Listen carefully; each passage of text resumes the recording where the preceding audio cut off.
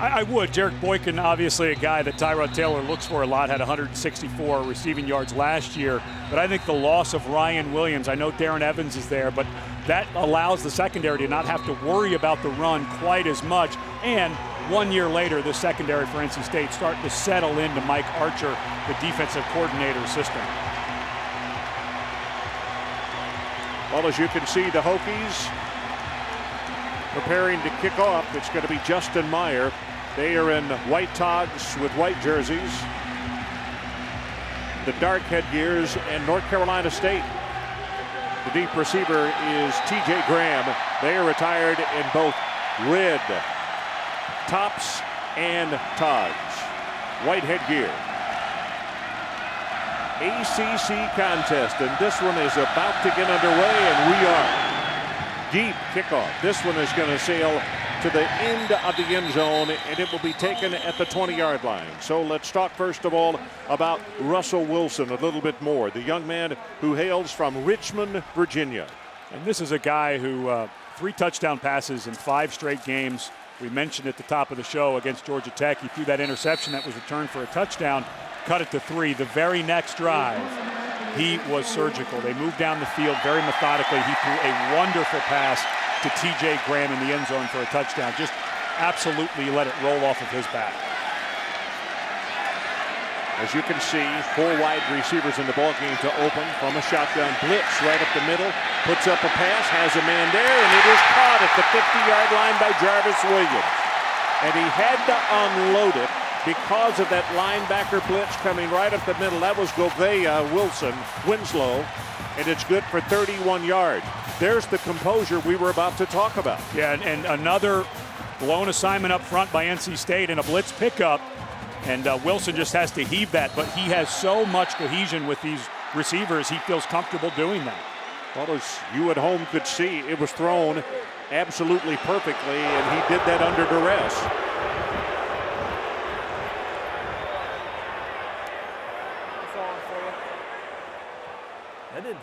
Well, and they're reviewing whether the call on the field is that it was a catch by Jarvis Wilson. It's got to be a little concerning for Dana Bible to see his offensive line struggle again early last week against Georgia Tech. They missed a bunch of blitzes early, 3 sacks in the first half. Now the question is, it's the entire catch. You have to have it through the contact with the ground, and let's see if that ball comes loose. Nope, that's a catch. What a wonderful job by Williams, 6'4", and this receiving core. Williams at 6'4", Spencer at 6'3", Darrell Davis at 6'4", Stephen Howard at 6'2". They love the jump ball, and Russell Wilson throws it as well as anybody in the country. Well, they do, because that's the sport primarily they come from. Jarvis Williams was an outstanding high school basketball player. Darrell Davis, the young man you just mentioned who plays behind him, the very same. And most of the times, basketball players have extremely good hands, which he demonstrated right there. When they understand how to go up and get the, all those rebounding drills start to pay off. And it was interesting talking to Dana Bible. After further review, the ruling on the field is confirmed. But talking to Dana Bible about these basketball players, he said they finally, in the last couple of years, have bought in that we're now football players and have turned that mindset over and worked really hard. And, of course, a guy like Russell Wilson throwing you balls always helps. Well, not surprising to see a blitz on the very first play of the ball game, because Bud Foster saw just what you and I saw yesterday in watching video, and they were looking to see if there were problems there. 5 yards, 10, counted off at 14 for Dean Haynes, the redshirt freshman out of Tennille Hill, Georgia. 14 yards in the run play. Eddie Whitley on the stop, and they're going to come right back to the line of scrimmage with the hurry up. Well, and that was just a blown contain by Davon Morgan, the strong safety. Haynes in the flat, not going to go to him. He'll run. Cuts it outside at the 30, gets what he can, and steps out of bounds just short of the first down at the 26-yard line. Let's take a look and talk about the impact players in this ball game. Well, for NC State at receiver Jarvis Williams, we've already seen the impact that he can have. This guy is a big play, big receiver.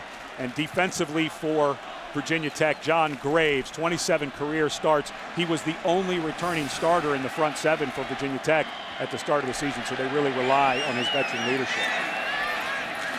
Well, the sweep comes to the right side and hit and knocked down behind the line of scrimmage. Gibson is there to make the immediate stop on Haynes. And now the Wolfpack confronted with a third down, and they lost about a yard on that play. So let's call it third down and 3 for the first. And here is where Russell Wilson is so good. He's an excellent ball faker. So if you are Virginia Tech, you have to be very careful thinking this might be a run play, because play action is always in your bag of tricks with a veteran quarterback like this. Haynes, the lone setback, and they'll give it to him. Tries to bounce it to the right, and it does. And depends on where they're going to give him the spot. Now, the linesman on this side made it a little bit shorter than what the men on the far side had done. And I don't think that's going to be enough for the first down. Yeah, but you go for it here. It's 4th and inches at home. You've got a nice drive going. You don't want to send out Chakowski, your kicker. And to me, this is just a quarterback sneak. Find where a defensive lineman's not lined up, maybe over one of your guards, step to him and pick up this half a foot. 2 tight end alignment for the Wolfpack. 4th down and less than a yard. It will be a quarterback sneak, and I don't know on that second effort either, as Drager is the man. I believe you're going to see 33 had submarined and really messed up the play if you're a North Carolina State fan. Well, and Russell Wilson, I don't know why he had to step to his right. It was a second effort that got him that. The center is completely uncovered. I'm not sure why he steps to his right. That was good penetration by Anton Hopkins that pushed the right guard back, but with the center uncovered, just go straight ahead.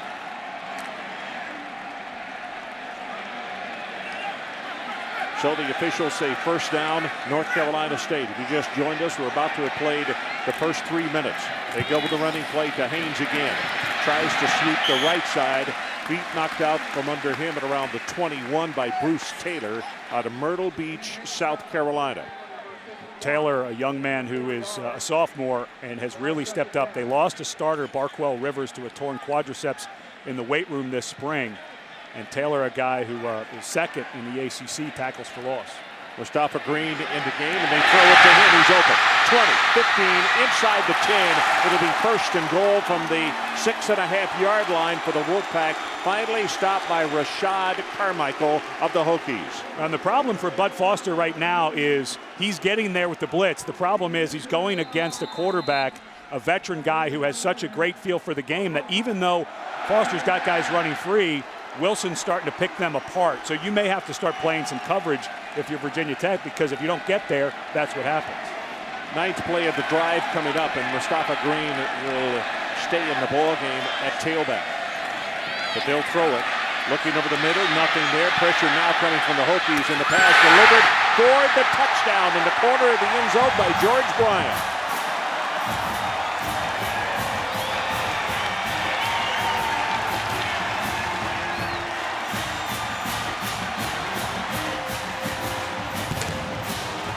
Well, this is just masterful quarterback play. Brian releases. There was an outside blitz by Lindell Gibson. Brian works back. Good job by the tight end. Really nice. He never stopped. He moved back, came back to the outside. But Wilson, what an excellent scramble. Keep in mind the tight end is 6'5 and a half, 265. And that defensive back was a net to him. Ball is down and the kick is up, and it is good. And Chakowski makes it a 7-0 ball game as Wilson demonstrates his mastery in the opening drive of the ball game. One more look. Nobody to the left. Now scrambling and throws to his tight end. 7-0 Wolfpack. Went down the field. Yep. 3 minutes and 50 seconds on the drive. Chakowski kicks it off, and it's going to come down at the 2-yard line. David Wilson. David looks for an opening and almost had it. He'll take it to just across the 25-yard line. Well, the quarterback for the Hokies, Tyrod Taylor, senior out of Hampton, won a state championship in Class 5A and has garnered a lot of attention for very good reason. These two guys, both from Virginia, and they didn't really know each other that well, but they knew of each other's abilities. Well, it was Wilson was waiting to see where Tyrod Taylor would go. As soon as he got attacked, he said, okay, no reason for me to go there. That was Cole in motion. Taylor, first down, throws a completed pass out to the 33-yard line. Boykin on the receiving end. That was a nice rhythm throw by Tyrod Taylor. Watching last week the film against Boston College, he seemed like he got in his head a little bit a couple of times, held on the ball. That just an outcut by Boykin, a guy that he completely trusts. Throws the ball to a lot and got the ball out on time accurately. Nice pickup on first down. In the backfield with Tyrod is Darren Evans at tailback. Redshirt junior out of Indianapolis. He stays in to block. Pass is thrown in and out of the hands of Jarrett Boykin. And let's take a look at a couple of more impact players.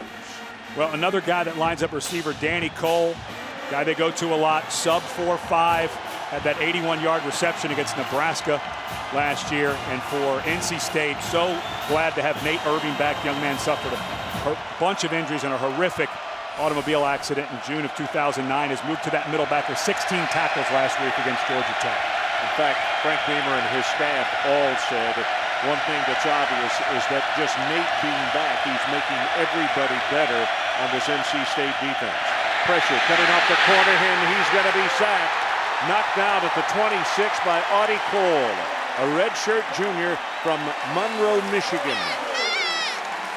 Well, both of these offensive lines have had their struggles this year. And Tyrod Taylor, there was a blitz coming off the edge by Cole, and Cole, they love to blitz because he's 6'5", so you can't see over him when he's coming, but that was a missed blitz pickup to the right by the offensive line and the running back Evans on that side. Brian Saunders stands by to punt, number 30, waiting for the snap at the 12, and TJ Graham is the deep man for NC State. Not a long kick, off the side of his foot, going to bounce sideways at the 50, and now we'll take a little bit of a Virginia Tech bounce, and it'll be at the 48-yard line, though. Great field position when we come back for the Wolfpack. 1 yard shorter. It's like a 24-yard punt to open the ball game for Virginia Tech. Pass in the flat, almost intercepted, and he pumped and almost waited 1 count too long. Jaron Hosley, a young man that Virginia Tech is very excited about, had a great interception last week against Boston College in the end zone. And this great field position, Virginia Tech, of course, known through time as a great special teams ball club, and that's not been the case for them so far in 2010. So it's a second down and 10. Mustafa Green in a tailback. And the pass to the far sideline going to be off the mark. It'll be incomplete. Jarvis Williams, the man that he wanted, and it'll be a 3rd and 10 for this one. Well, when you look at Virginia Tech, they've had a problem in the red zone, and they spread it out in the middle of the field, and they get down inside the 20, and they start packing in. I think they need to keep it spread and maybe get some Tyrod Taylor runs.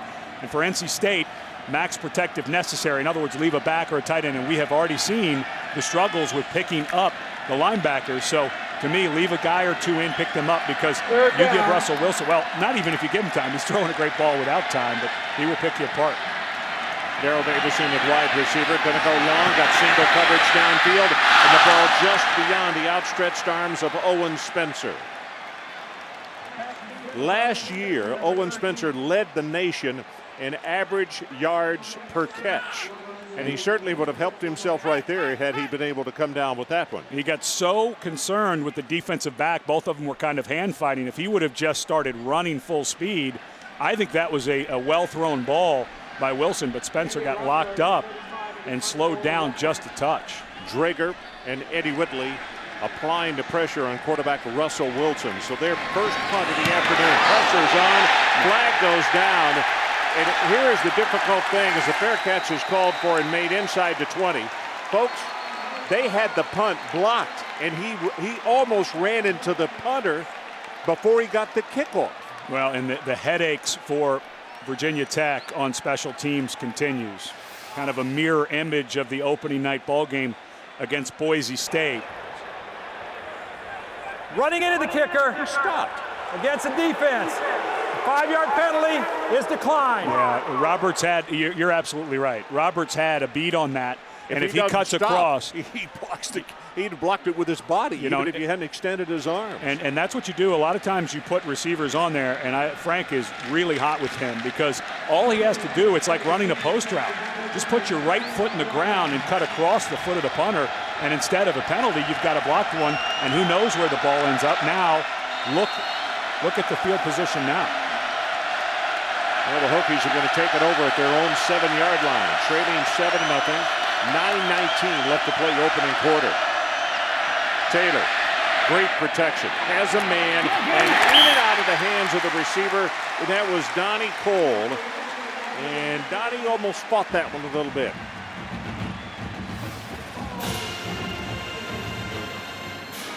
Running the corner route, ball's underthrown just a little bit, but that's a catchable ball. Cole's got to come down with that. And backed up this far. I like the aggressive call by Brian Steinspring. It was there, you make it, you get some breathing room.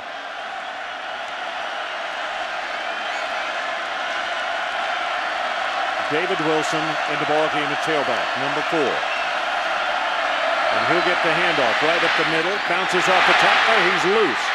25 at the 30, still on his feet, loses the football, and it comes out of bounds, knocked out by his teammate at the 37-yard line. Darrell Roberts, I believe, is the man who got the recovery, and I think it's going to be a gain of 29 yards. And Wilson, a young man they're very excited about. Good blocking up the middle.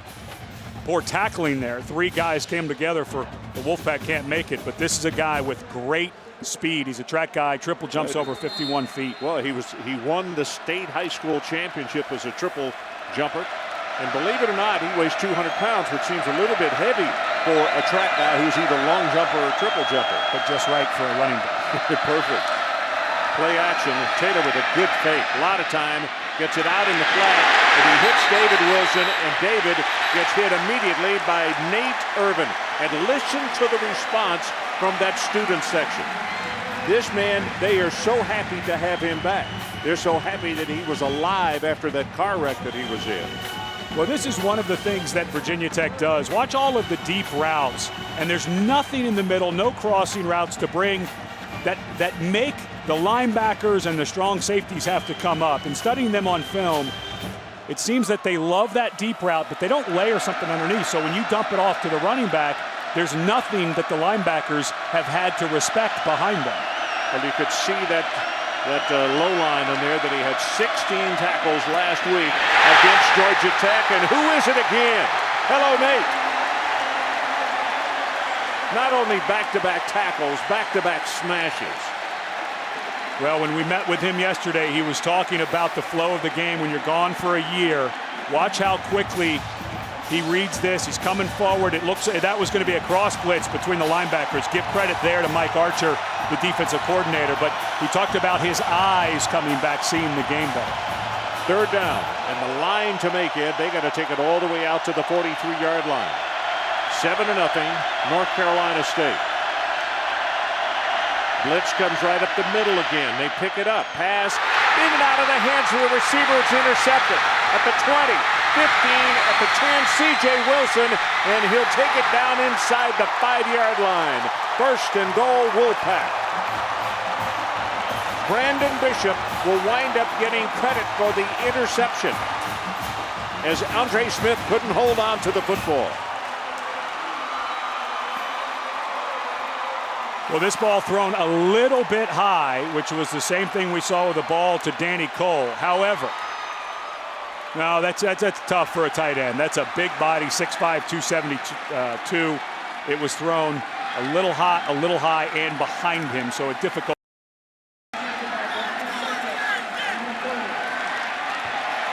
Wolfpack defense handing the offense a golden opportunity here inside the 5. It goes straight ahead with Haynes. And he's not going to have anything. It'll be back to the original line of scrimmage, which is around the 2-yard line. Now you watch this Virginia Tech offense, and with the amount of starters they had coming back, 9, it lost 2 offensive linemen, and an offensive lineman and a tight end. But people expected Virginia Tech to be so much better offensively, but without Ryan Williams, and you talk to all the coaches that play against Virginia Tech, this is just a different squad. He's that good of a running back and been out since the East Carolina game. Play action, throw the end zone. The ball is almost intercepted. That's Rashad Carmichael, who almost came away with the football.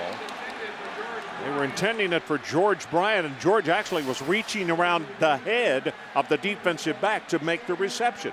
Watch this. No, that was excellent coverage that time. He almost caught it on the back of his head. By Carmichael. But you already mentioned Brian's size at 6'5", 265, and now 3rd and goal. I bet you Bud Foster doesn't want to let Russell Wilson stand in the pocket for too long. You've got one-on-one. I think fade up top maybe. 3rd down. They roll the pocket, and he throws it to his running back who had just circled out, and it's Haynes for the touchdown.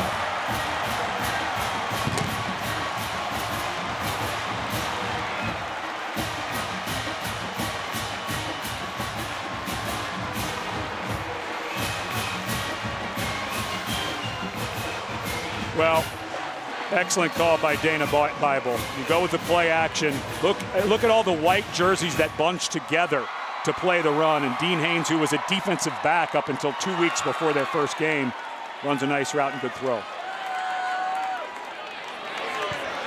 Extra point attempt by Tchaikovsky is up and good.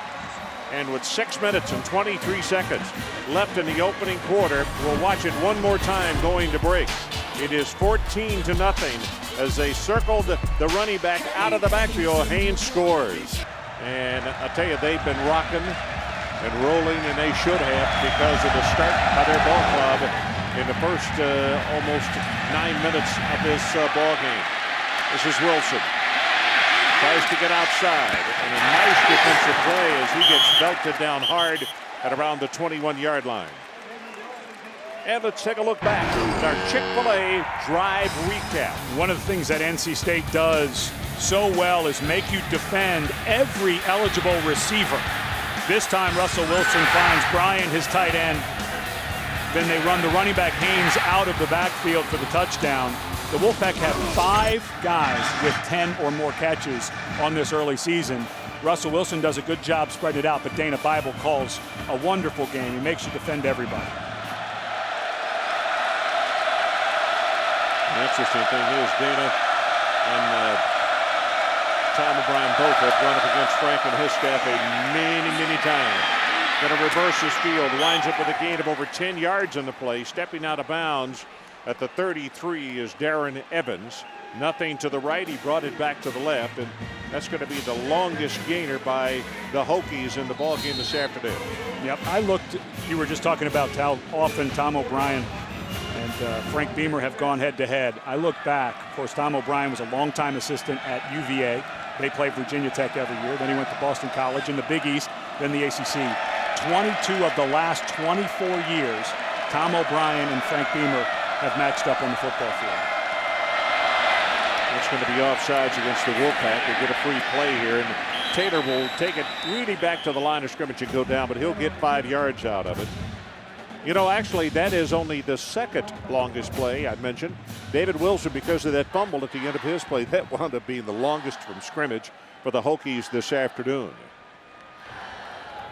Offsides, 35 of the defense. 5 yards from previous spot, still first down.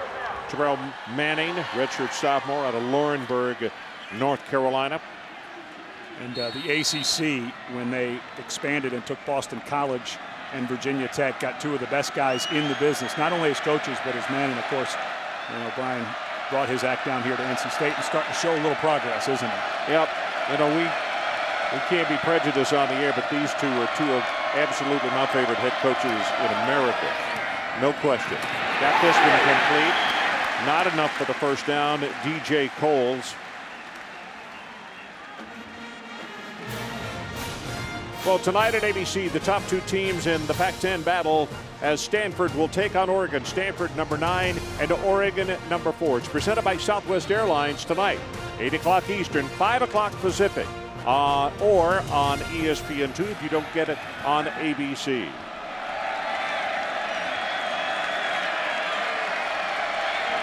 Evans and Wilson in the backfield this time.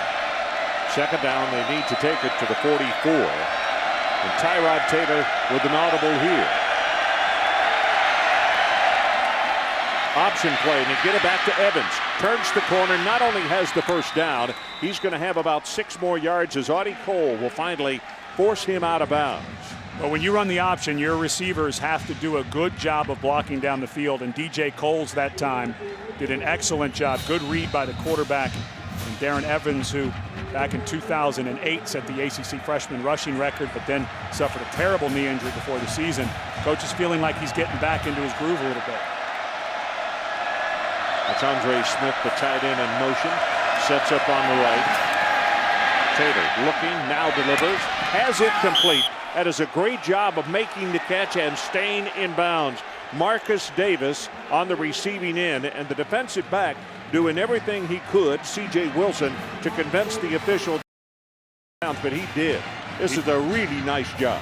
And Marcus Davis, a young man that the coaches have been waiting for. Lots of talent, starting to show it in games. I'm not sure that's a catch. Looked like he may have. The right foot was down before he stepped back there. Right there. Taylor gonna run. Goes down. Whoa. Went under the defender, which is probably the best move he could have made. And Michael. And I think that was Nate Irving. It was, and he went underneath. And Tyrod was very wise to make that move. They're going to give him forward progress to the 31-yard line.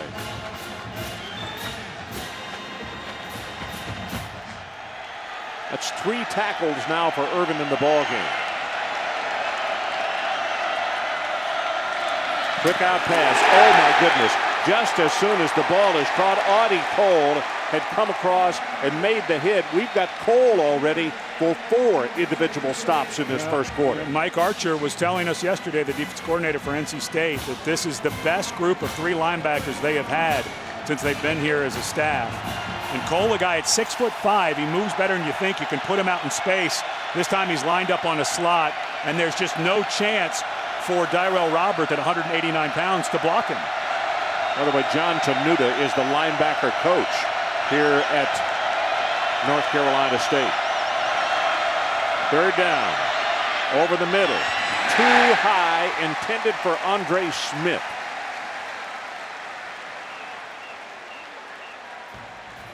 And the problem is you're going to 4th down on the 32. This is outside of the range of Chris Hazley. The problem is you bring your punter in, and if you kick this into the end zone, you're only going to gain about, call it 18, 19 yards of field position. Yeah, so what Brian needs to do is kick it about the distance he did the last one, which was only about 25 yards. You like to see an angle kick here. Try to get it around 10 or the 5 right on the sideline. Yep. Well, it's a pooch kick, but now it's going to take a Virginia Tech bounce and is going to be down at the 6-yard line.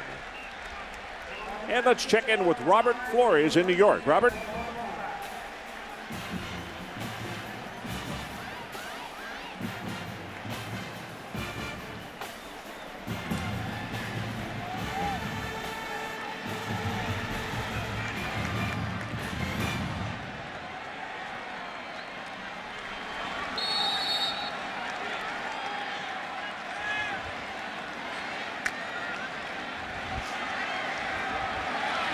Poorest field position of the afternoon for NC State as they scrimmage from their own 6-yard line. Following that punt that was touchdown there. Mustafa Green takes it straight ahead, just short of the 10, tackled by Davon Morgan. Davon, a really, really good, strong safety. You remember he injured his right knee last year. It was a devastating loss to Virginia Tech. A major loss for them, a 3-year starter. They got him back, and he really helps make a difference in that secondary. Now they need as many veterans as they can get. This Tech defense is going to be great next year. Right now they're fighting through some growing pains, so you need all the seniors running around you can. Play action to Green, but a throw over the middle, and it is caught at the 35-yard line by Owen Spencer.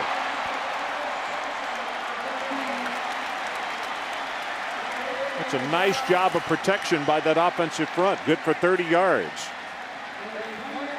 Great crossing route with the tight end, Brian. And you see how quickly that ball has to drop in there before the safety gets there. That's the one thing we noticed on film.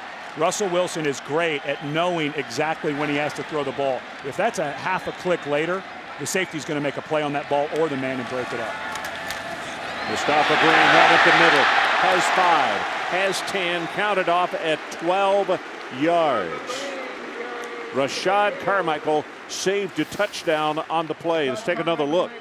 Well, this offense lost to James Washington, a running back, to a hamstring. We already mentioned how Dean Haynes came over from defense, but Green, a true freshman out of South Carolina, starting to make an impact. And you're already hearing the crowd. They're not booing. It's moo for Mustafa. So you know a guy's a pretty good player when he's a true freshman. They're already doing that. Irmo, South Carolina, his home. Play action. Sets in the pocket. Going to have to hurry and is going to be sacked. He was hit behind the line of scrimmage and knocked down by Stephen Friday. So behind the line, that'll be credit for a sack. And they will lose about a half yard on the play. Friday. Excuse me, Ron. No, just good pressure by the Hokies. And they know they got to get their backs up right here because already down 14-0 in the final moment of this opening quarter. They can't give away any more points, not anytime soon, and stay in this ball game.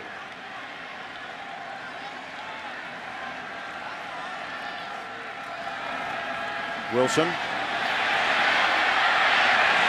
Wide open at the 20-yard line. Owen Spencer.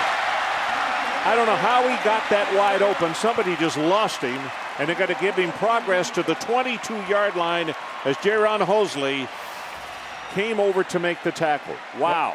Hosley's down here. He's making some kind of hand gesture. I suspect that there was, as the corner lets him go, Hosley bails to go to the middle of the field. They had to think that the coverage was Hosley bailing like that. He had to think the corner was going to come back with the receiver Spencer. But that's one of the things Virginia Tech has had trouble with in their secondary, blown assignments. Back-to-back catches by Owen Spencer of 30 and now with 28 yards. That is the end of the first quarter. And across the way in the student section, they're standing and cheering, and rightfully so. Boy, the Wolfpack really put on a show in the first 15 minutes here. To start stepping up because they just not quite lining up right. Wilson throws for the end zone. Battle. Spencer, the intended receiver. No flag and an incomplete pass. Let's take a look at the stats in that first quarter. And at 154 total yards to 62 for Virginia Tech. I'm looking on the other stat sheet that shows in a total of 20 plays in the first quarter, 10 run, 10 pass. Yeah, complete balance. That's pretty much what they do all the time at NC State. But that average start, the own 43 for NC State, a function of a dysfunctional kicking game and a turnover for Virginia Tech. Straight ahead with the running play, and Mustafa Green is going to be stopped at the 20-yard line. Now big play decision time as Morgan came over to make the tackle. They're at the 20-yard line, and they've got third down, and they need to take it to the 12-yard line to pick up the first. As Tom O'Brien pieces the sideline. Well, the good news for NC State is you got a quarterback who is allergic to interceptions. So you've got a guy that you can completely trust. A lot of times because you're up 14, you may think a screen or a draw here, but I think you can throw this to the middle of the field and be okay. Pressure, steps up, throws the ball for the end zone, and he overthrew it, looking for George Bryan, the tight end. And again, he had to get rid of the pass a little bit before he wanted to because of the pressure coming from that Bud Foster defense, the Hokies. And this is not an automatic all of a sudden for NC State. Josh Chakowski missed 2 chip shots from 31 yards last week. So it's not a gimme. Said he got a little quick, just rushed his steps into the ball. Chakowski, the ball will go down at the 27, so we'll say officially a 37-yard field goal attempt.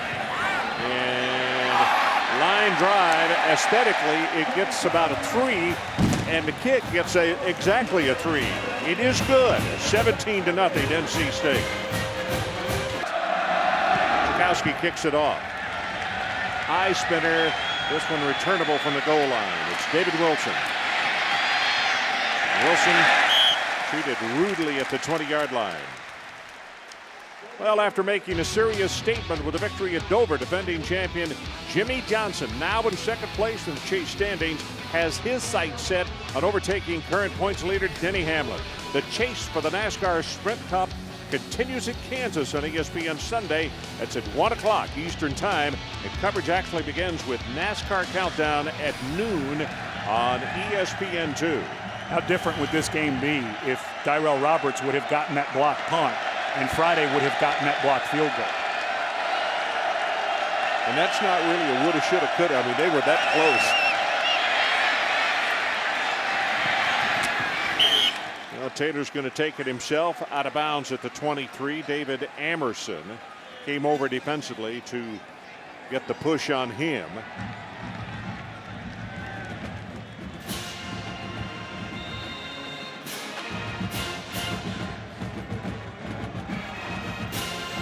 Andre Smith will go to the sideline as the Hokies get a replacement in for him. And I keep looking at left tackle. Looks like Andrew Lanier is still operating over there. Nick Beckton, they were hoping would start. He had a turf toe. Is going to be a starter this year. And then got his toe stepped on again in last week's game. Option play. They pitch it back, and that's Wilson. And Wilson, boy, the defense of the Wolfpack playing better and better with each snap, it would appear. Let's check in with Robert Flores in New York.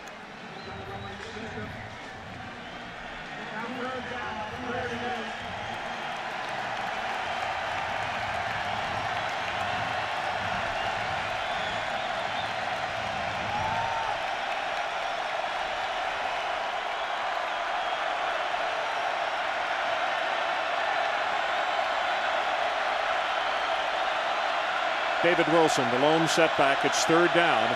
The line to make is up at the 31. Blitz coming right up the middle. Picked up well. And the pass thrown to an open receiver, Tyrell Roberts, and he threw it just a touch too high. Taylor's pressing it a little bit. I think he's feeling the stress. His senior year started out 0-2. They lose Ryan Williams, who is just one of the best players in the country. Forget position. Ryan Williams is a standout. Loses him, and it just feels like he's pressing a little bit. That ball needs to be completed by a third-year starter. Just think he's a little in his head.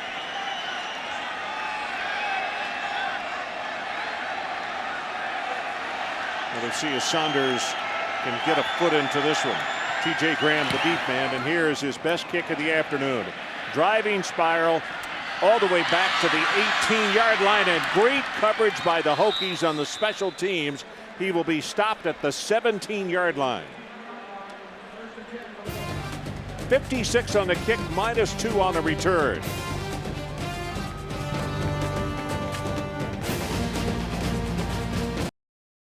Special teams, and let's see if it pays off for the Hokies. Pressure, and he just throws this one away. Row 314 over just beyond the student section on that throw. Gibson and Hopkins putting on the pressure. And I think a good adjustment early in this game by Bud Foster. Earlier we saw him bringing a lot of pressure. They've started to run some three-man line to get more speed on the field, but now starting to play more coverage. And luckily for him, his defensive line's cranked it up a little bit and starting to get some rush on the passer. Here's that three-man line. Derek Hopkins was the man who was applying the pressure. The freshman, his older brother, Anton, also out of Highland Springs, is playing on the other side of the line.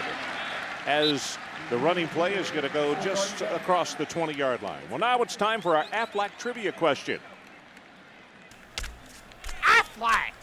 The last time NC State was in the top 25 was 2003. Who was the quarterback on that team? We'll come back with the answer shortly. You know this one. You're an ACC fan.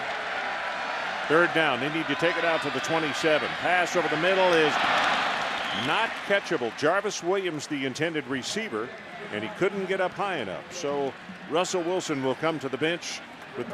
That's their first 3 and out of the afternoon. And that's huge for Bud Foster and his group. That is what you used to seeing with Virginia Tech. A really nice special teams play. Yeah. Defense comes out, gets a 3 and out, gives their offense a chance. Now, the offense has to answer.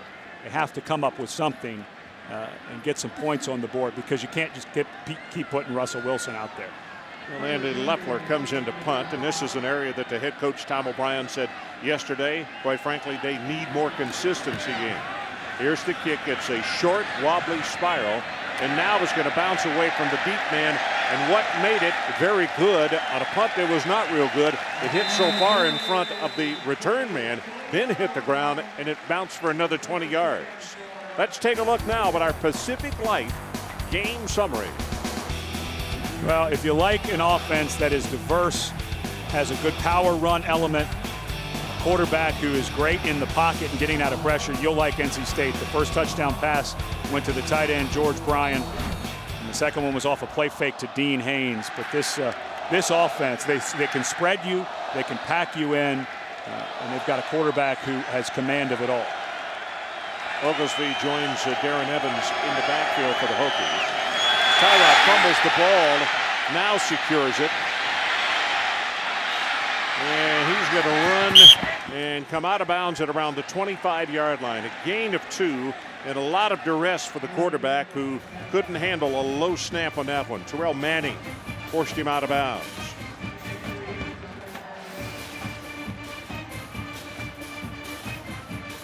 Just took his eyes off it for a second. You know, the quarterbacks, a lot of quarterbacks in shotgun snap, they like being back away from the action so they can see, but the problem is you have to see the ball into your hands on a bad one like that, and you have to take your eyes off coverage. That time Tyrod tried to keep his eyes on coverage, took his eye off the ball, and it hit the ground.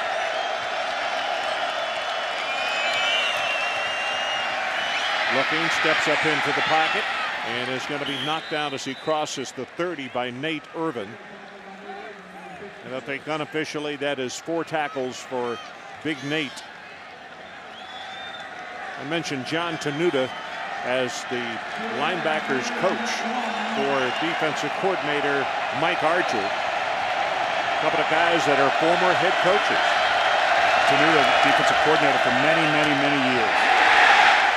No first down here. Going to be shy of the line, which was the 33, and Nate Irving stepped up to make the tackle for the Wolfpack. There's a look at Mike on the sideline, Coach Mike Archer. Well, and he called a pinch and then a linebacker flow on that one. Watch the defensive lineman pinch to the inside and Irving step along, and nobody step around. Nobody from Virginia Tech gets up on the linebacker. The left tackle, Andrew Lanier, is supposed to be able to come off, but because of the stunt, the pinch to the inside, a really good call by Mike Archer on that one. Expecting the inside run, exactly what he got. So Saunders will have to kick it away. Graham is the deep man. It's a nice long high kick from the 20. Flag comes down and going to be pushed out of bounds as he crosses the 30. And I think the Wolfpack are going to have to take a walk back on this one. Yeah. Clearly a block in the back.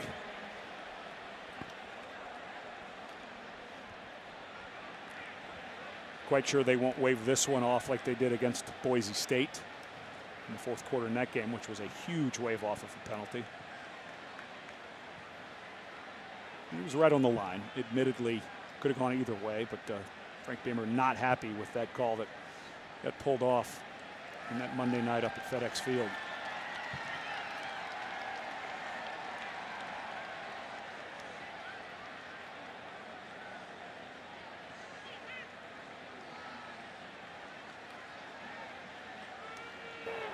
There are 2 fouls on the play.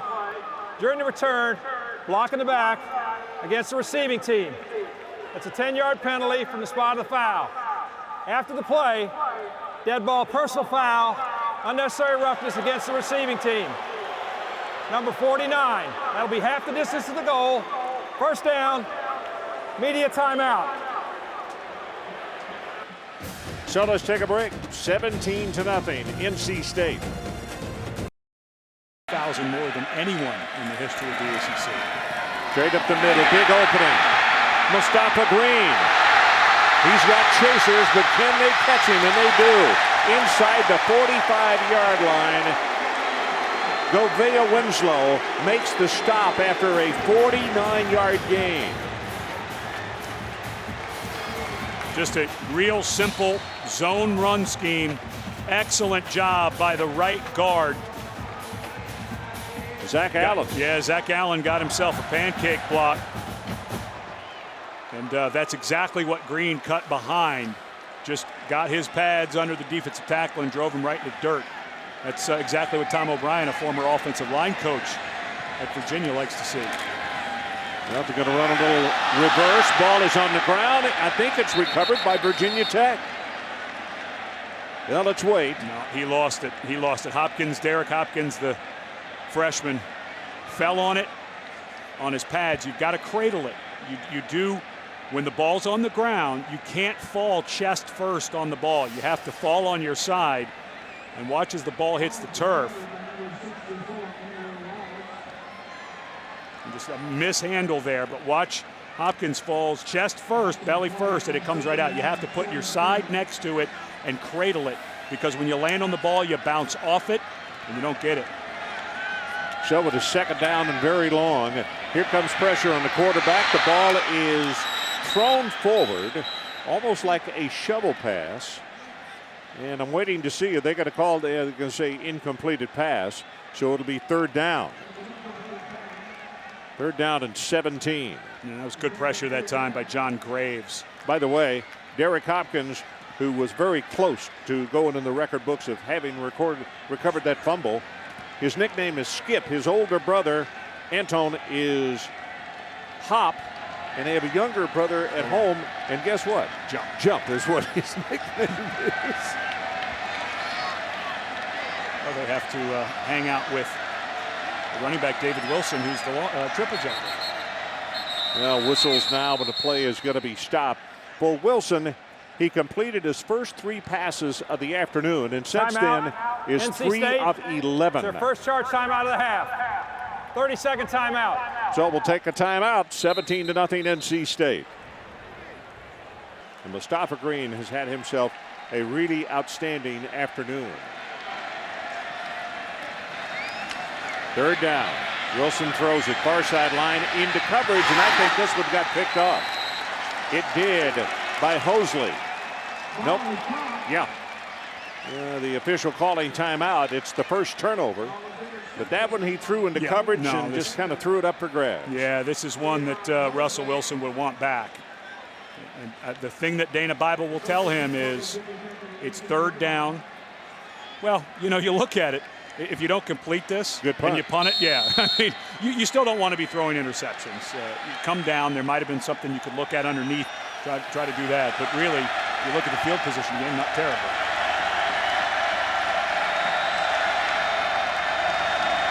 Tyrod Taylor trying to get something going. Play action, going to keep it. Has 5, has 10, has 15, and he's off big. Tyrod Taylor to the 30, 25, 20. Shoved out of bounds, stepped out. Let's see, the official, one continued to follow him, and he's going to say, I believe, at around the 5-yard line. Emerson is the guy who finally gave him a shove.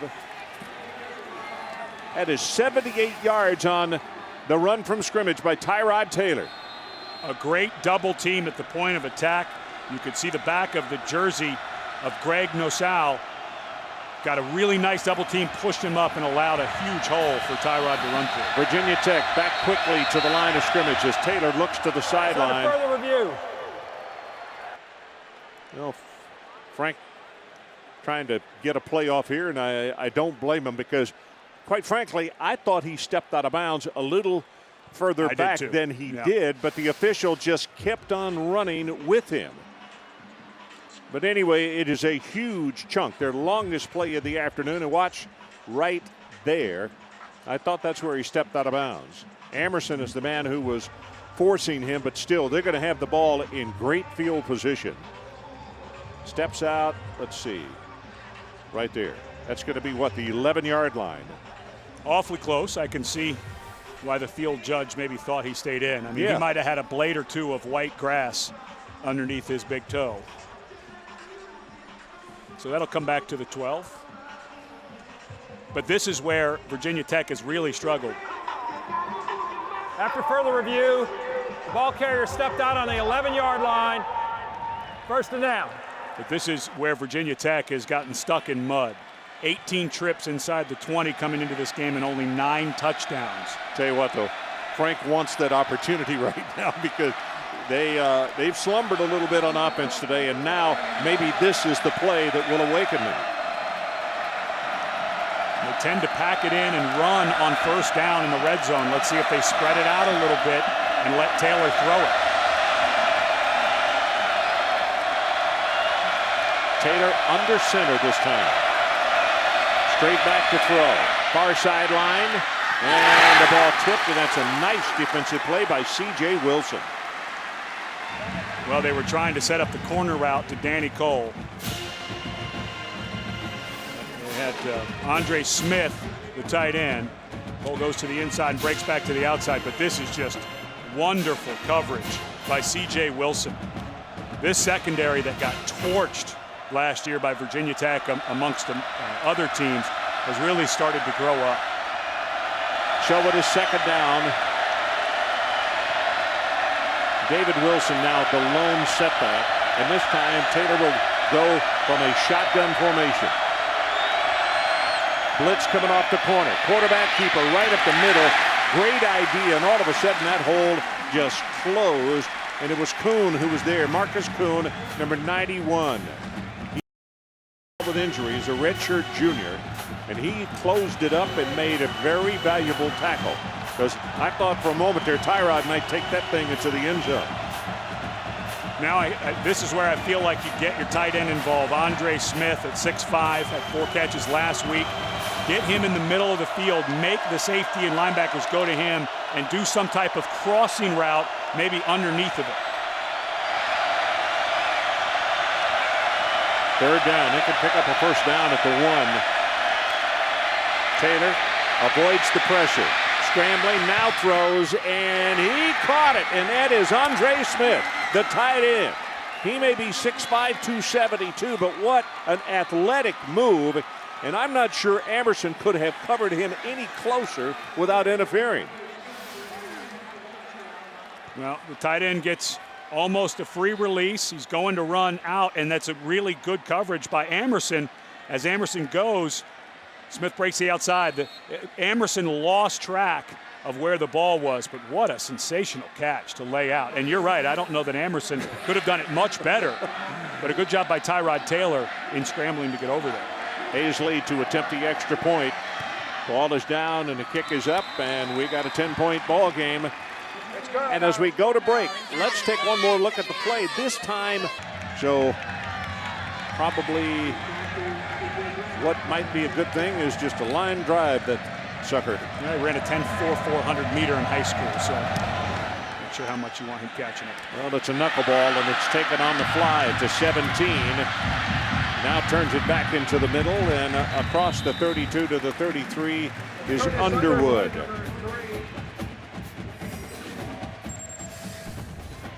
Michael Chiklis stars in the super-powered series of ABC's No Ordinary Family. That's Tuesday at 8, 7 o'clock Central on ABC. Well, we've seen Bud Foster going back and forth with Dana Bible, 2 of the best minds in football as far as an offensive coordinator or defensive coordinator. Tech has gone to more coverage and not blitzing as much, so let's see what adjustments Dana Bible now makes. Well, they come with a blitz right up the middle this time, and they have to hurry the throw, and Spencer, he caught another one. And I mean, he did it with a defensive back all over him, Eddie Whitley. The blitz was perfect, but the throw was perfect. Well, this is the exact same play we saw earlier in the game. Blitzer comes free in the middle. You only had 5 blockers, they brought 6, so someone's going to come free. And a lot of times you think you're going to cut the route off, but one of the adjustments by Dana Bible is, no, we're going to go vertical when you blitz. So very quickly back to the line of scrimmage. They go with a running play, and it's going to be maybe a gain of 1 by Haynes. Davon Morgan defensively for the Hokies. Clock runs with just under 6 minutes to play until halftime. 17-0 our score at the end of the first quarter. All Wolfpack in that first quarter of play. 14-0, I beg your pardon, and he added the field goal in the second. Quick pass, look in,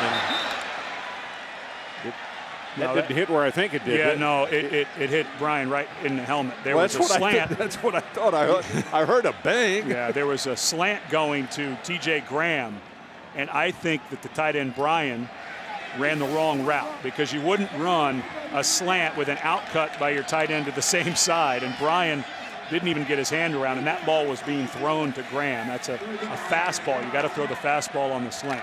So mental error there by Brian. So the coordinators, Dana Bible is behind that window upstairs, and that was Bud Foster down on the sideline. Here's a pass that's caught out of bounds.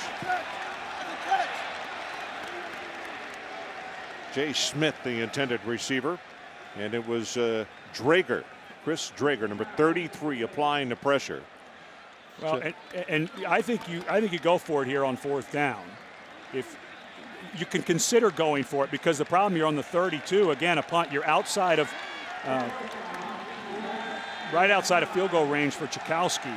You've got a good quarterback. Virginia Tech's been struggling offensively. I think this is a go for it.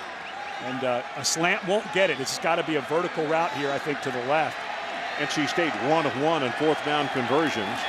Pressure coming off the corner. Going to go for the end zone. Lobs it up, and the ball is tipped away. Incomplete. And it'll be Hokie football with 5:28 showing on the clock. And that's the exact same route that they hit a touchdown last week against Georgia Tech to T.J. Graham. And remember that throw against Georgia Tech, Russell underthrew it and put it on the back shoulder. This time, there's great coverage by Exum, the freshman safety, and he tries to overthrow it that time, and really a good throw. Graham just cannot come up with the ball, but that hit was him in the face mask. Yeah, that was a nice throw by Russell Wilson. Yeah, that should have been caught. It really was. So it's 1st down. The Hokies have it at their own 31-yard line, and plenty of time to get on the scoreboard. They roll the pocket, and boy, what a hit. Tyrell Roberts, the intended receiver, and he's hurt. Tyrod Taylor really took a shot. Now he is up. But Nate Irving got out there, and Irving was there. Tyrod, instead of throwing it 1 beat quicker, watch what happens.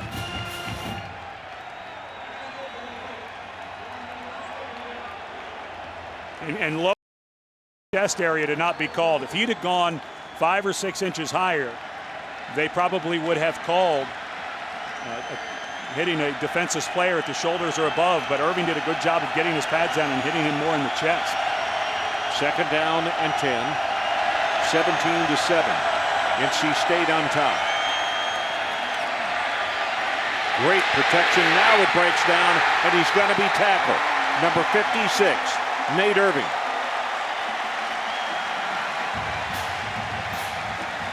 Well, 16 tackles last week against Georgia Tech. He's going to have about 32 today at the rate he's going. Boy, I'm telling you. Yeah. And this is a young man who was in a horrific car crash. Watch, he's going to blitz, and he's going to get picked up by the running back, Evans. Evans got tangled up with the center's feet, and Irving just goes right by him. And the coaches hope that Georgia Tech game turned on the light bulb for him after a year away from football, and it sure looks like it did. 3rd down. They're going to take this all the way out to the 42. Taylor deep over the middle. Ball dropped at the 45. Danny Cole. Well, Tyrod Taylor hung in there and made a pretty nice throw.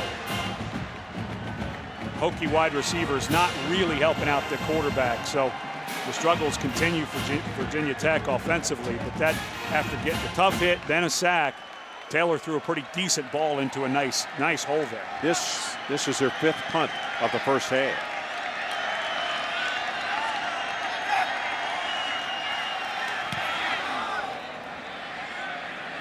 Wobbly spiral, not particularly long, but NC State lets it bounce, and it takes a Hokie bounce down to the 25-yard line.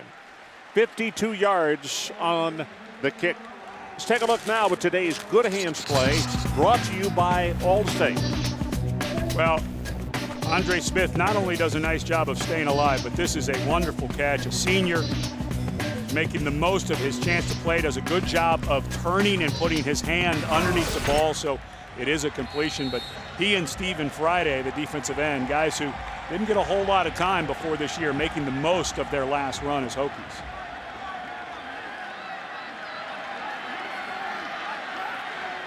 NC State now with 4 minutes and 23 seconds to work with. Gets it out to the fullback. It's Taylor Gentry, and he'll be pushed out of bounds at the 28. Now, folks, I want to give you a stat. This is the honest to goodness truth. Tom O'Brien, it's not that he dislikes fullbacks. He loves them as blockers, and but not he never gives the ball to the fullback. We asked Russell Wilson in our meeting with him yesterday. We said, is there a play in your playbook that goes to the fullback? Not that I know of. And he looked at us and he thought for a minute. He goes, you know what? There's not. Not that I know It's not of. even in the playbook. Oh, my goodness. Second down, and this running play is going to take it out to around the 31-yard line. Clock now under 4 minutes to play. That is truly an interesting number. Well, and not to run off guys who were thinking about coming to play as fullbacks at NC State. They do throw it to them a ton. I mean, Gentry is a guy that they use a lot, a very good athlete with good size, 6'2", 250. I mean, this guy comes out of the backfield. He gets the ball in his hands a lot, just not a lot by a handoff.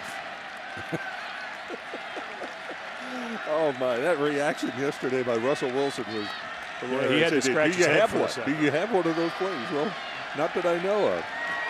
And you'd think the quarterback would know of it. Yeah, for sure he would. That pass thrown complete, and it's Owen Spencer. And the yards after the catch also is when this young man can really put you in jeopardy defensively. He's down to almost the 45-yard line. Hosley runs him out. Well, just a wonderful job by Spencer. You hear receiver coaches talk all the time, catch the ball away from your body, don't cradle it.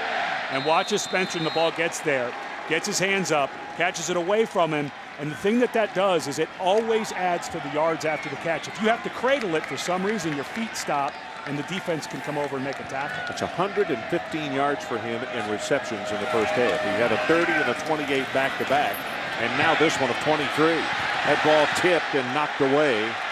Intended for George Bryan. No, that was not a wonderful throw by Wilson. He throws it behind Bryan, and very lucky that Bryan, with that big body, able to get up over the freshman Exum. Exum good size at 6', 219, but that ball a little behind the big tight end.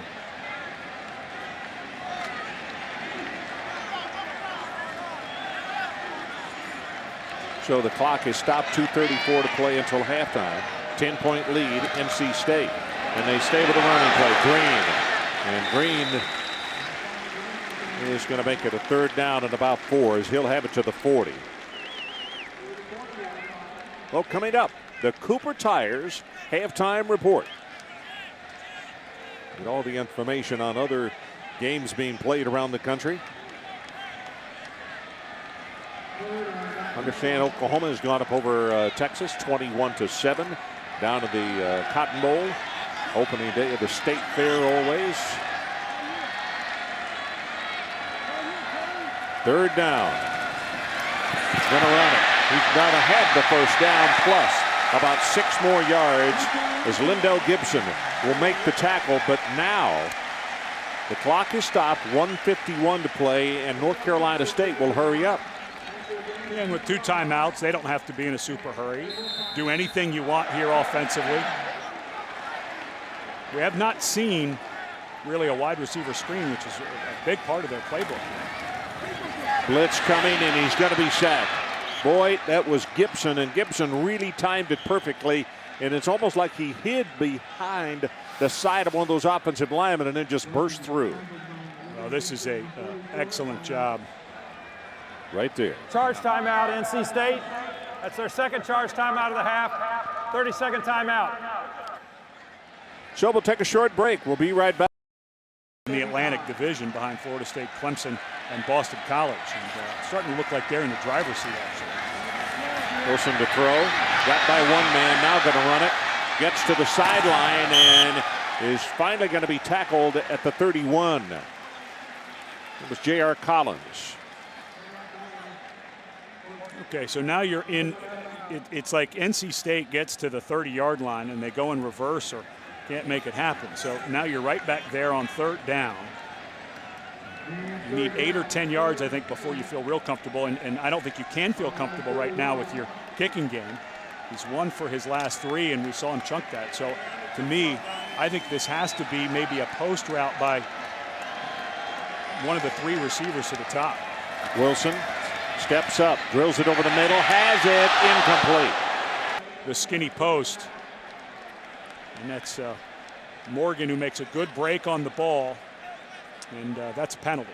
That is, targeting a defenseless player at the shoulders or above, and that should have been called. This should be first down for NC State. And you're in that same spot, though. You can't. You're betwixt and between a field goal or a punt. You can't do either. And NC State 1 of 2 on 4th down conversions. They're going to go for it. Mustafa Green in the lineup. Charge timeout, NC State. That is their last charge timeout of the half. 30. Well, it's a shame to see a young man have to come out of the game. You know, we're doing what we can, trying to make it a point of emphasis for targeting the defensive player, but that's textbook. You clip that off, you send that in, and you say, how is that not called? And other scores in the ACC today. Miami wins over Clemson. That is a huge win on the road. Florida State wins big over Virginia. Duke, Maryland, that's to start later. East Carolina, North Carolina, 14 apiece first quarter. Georgia Tech, Wake Forest, 7 o'clock Eastern. And Notre Dame and Boston College, that's 8 o'clock Eastern time on ABC. So now you've got that 4th down on the 31-yard line, which would be right on the edge of career long for Josh Chakowski. And he's a little bit in his head, and kickers get like that sometimes. He's been so reliable over his career. But because they have to pick up 10 for the first, I would suspect that Bud Foster would call a blitz here so that those routes, you know, past 10 yards take a while to get open. So if you're thinking blitz, I think this is some type of screen or maybe a delayed draw because you've got to think the heat is coming. Just if you get Mustafa Green in space, then the defense has got problems. See what they come up with. 4th down. Looking. Quick look in. Got it complete. Inside the 20-yard line is Jay Smith. That's enough for the first down. A gain of 16 yards. And this time you get a cover 2 with a deep safety and a corner. This corner is going to allow the release to the inside. That safety's got to be closer. He's just drifting way over to, I don't know what he was reading. He just completely misread. 11th play of the drive. Pumped it once, now goes to the end zone. And incomplete. And the NC State fans wanted a flag, but the officials were right there and said absolutely not. Hosley with the cover. Hosley, a young man that they're really, look at the skills on the ball there. There's no penalty there. He had the hand up there, but he did not turn him or any. That's just perfect coverage by Hosley. So it's 2nd down. Clock shows 62 seconds left until halftime. Quick look-in pass thrown a little bit behind the intended receiver, Jay Smith. And as he tried to turn and come back for it, he dropped the football. So now 3rd down. So now Virginia Tech, if I'm... Bud Foster looks on, trying to figure out what they might be thinking of. He and Dana Bible have had this situation quite a few times. Well, and to me, I think this is a throw to the end zone. You're in the middle of the field, and you've got a receiver to the top, number 13, Owen Spencer. You might look to a fade. 13th play of the drive. Wilson throws it for the end zone and throws it too low, intercepted by Hosley. And he's going to bring it back out across the 5-yard line. How about 2 weeks in a row for Hosley making an interception in the end zone last week? And this is very similar to what he did against Boston College. He had a man wide open. Yeah, he when did. You look at it again, if he puts air under it, it's 6 points for NC State. But he didn't do that, and the Hokies come away with the football. and he just completely lost track of Hosley. Hosley was dropping back. He had safety help over the top by Eddie Whitley. And it's exactly what he did last week against Boston College, reading the quarterback in zone coverage and coming off of his assignment to make the pick.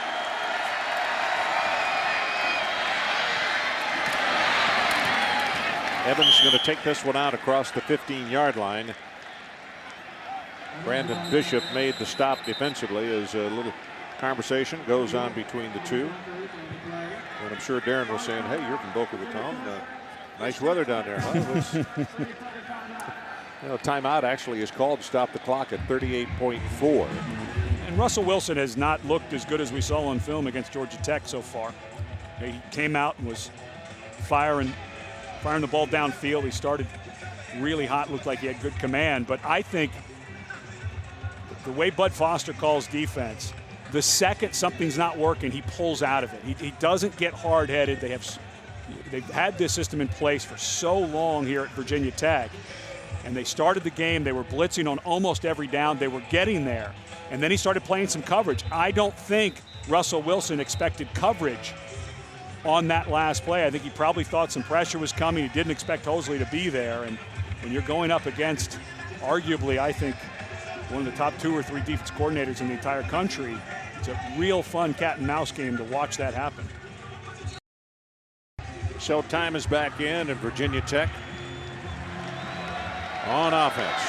Bud Foster walking back toward the bench to talk to his defensive team. A little word of congratulations. Second down and short. The running play, I believe, is going to pick up the first down. Darren Evans with the carry. And I think with this field position, I'm not quite sure why Virginia Tech took that timeout. Well, you take it and maybe Evans busts for 20 or 30 yards, get you out to midfield. But I think Frank Beamer, the way his offense is played, is happy to be down 10.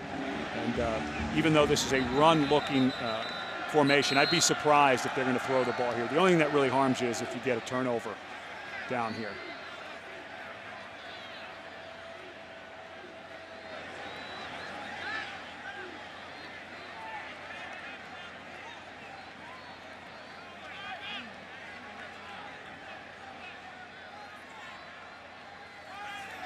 Well, the chain gang had moved, and then they came back. Now, wow. They're going to call timeout and talk this over again. Yeah, come on, let's figure this out. I'm not quite sure what the issue could be. It's a running play. It was close to whether it was a first down or not, but you spot it, and let's move on. Virginia Tech, if they are going to try to get something going, now you've put the brakes on. This starts to get a little unfair for the competitors on the field.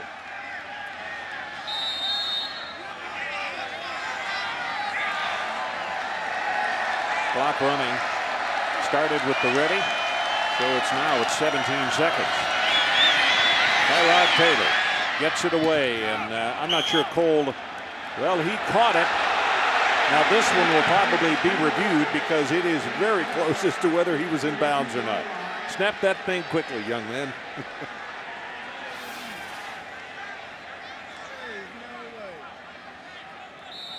No, doesn't look like a catch. Well, if they get no. So now another stoppage. Further review. Well, and this is a big review. I mean, you get out to the 32. I know you only have 11 seconds left, but that's 2, maybe 3 plays. And who's to say Taylor can't hit something that gets him out midfield or beyond, and then he gets to throw one into the end zone. So this is a big review, and I know the audience, both here in person and on TV, a little bummed out about how slow it's gotten. But you've got to review this because it can make a big difference in the outcome of the game. So 11.1 seconds left. As still another question. All right, this is it one more time. And if you'll watch, the ball is there. Now, after further review, the ruling on the field stands. Which means, and look, the boos are coming. What that means is they don't have see it. That's right. Right. So if you can't see and that it, to me is right, what's wrong with replay. because if they blew it, but we don't have a better angle, then they're not going to change it for the guys on the field. That's wrong. Taylor. Still on his feet at the 40, now the 45-yard line, and it should be enough for the first down. Yeah, and they got to get a timeout here with 1 second, and it's exactly what we were just saying, that because that play stands, and again, they can't see it, so they're not going to overturn it on the field because of not having a different shot of that. So now you've put yourself in position with 1 second to roll Taylor out and get Boykin, Cole, get these guys down the field. And Tyrod Taylor was very close to getting tackled short of the first down, and I'm not sure he would have been able to stop it. Almost lost it there, but I'm not sure if he wouldn't have gotten. And really heads-up play, though. As soon as he got the first down, get down so that we do have this 1 second left. So which of their Hail Marys will they elect to go with here? We got 1.4 seconds showing on the clock. It is 17-7. North Carolina State on top. And the Hokies are out of the huddle, and they've got 3 wide receivers to the top of your screen, out to the left, and 1 to the bottom of your screen. Wolfpack will rush forward. Still looking deep over the middle, and it is knocked away. Brandon Bishop was the man who finally got over there to it, and we are at halftime. 144 for the Hokies, and we'll review those plus the individual defensive stars in the first half. Here's the kick return, 30, 35, 40. Wilson up the sideline. Can he go the distance? Yes. At the 10, at the 5, it is touchdown Hokies. What a way to open the second half. 92 yards on the kick return by David Wilson. And all of a sudden, a 10-point lead with the extra point attempt can dissolve to 3. Well, this is more like it for Hokie fans. But watch the kicker, number 36, Chakowski. He actually cuts off the trail man, Gary Grant, who looked like he was going to make the tackle, but Chakowski went over there to try to make it and cut off his own guy, and I think that's how Wilson got the final step to get the whole distance. Paisley with the extra point attempt, and that is no good. It is not good. Wild to the left. Let's run back to those stats very quickly, since we got a chance for everybody to catch their breath. For Frank's team to miss an extra point, that is indeed surprising. You look at the rushing yardage, Virginia Tech, and that one run by Tyrod Taylor was over 60 yards, even when they brought it back where he stepped out of bounds a little bit. But the offensive plays, this also caught my attention, 48-33. The defensive leaders look just like this. Davon Morgan, 7 tackles, 1 pass breakup. And Hosley, 3 tackles, 2 interceptions. Nate Irving, yep, he's back. 7 tackles, 1 sack. And Brandon Bishop, 2 tackles, 1 interception for him.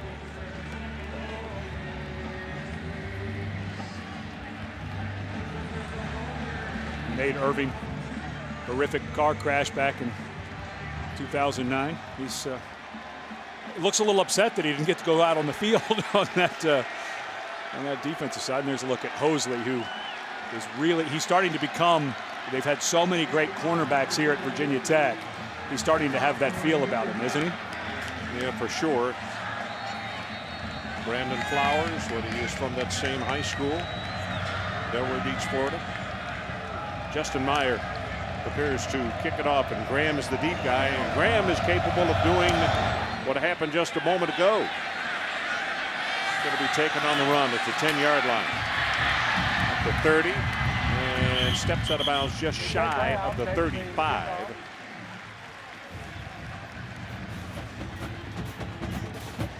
You see, it's Dean Haynes who said, I'll put my shoe on in a moment. I'm going to go on the field right now and see if I can carry the football. You see Glennon right there. That's Mike Glennon, the backup quarterback, brother of Sean, who was quarterback at Virginia Tech. Mike got a lot of reps for Tom O'Brien because Russell Wilson was playing baseball all spring and summer. Glennon ran the first unit through spring ball and summer 7-on-7s. And the handoff goes straight ahead.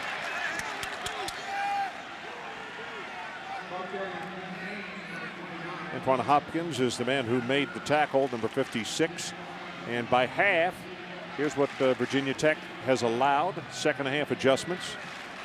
And that's what you expect. You know, Bud Foster has been here for 24 years. As Frank Beamer took over this defense in 1995. But we talked about him, one of the best in the business. They've only, coming in this game, had only given up 3 points in 6 quarters. Over the middle, got a man, and he has a step. And it's Jarvis Williams, caught it on the run, and he's out to the 49-yard line. It is a gain of 15. When you hit a stationary receiver, that's one thing. But when you can hit a guy at a dead run in stride, far more difficult on the defense. See if they're out of position to make the adjustment. Well, I think one of the most overrated things said about a quarterback is, oh, he's got a strong arm. You know, yeah, you've got to be able to get the ball there, but timing and accuracy, to me, jump off the charts. And Russell Wilson, when he's in a rhythm, as good as there is in the country.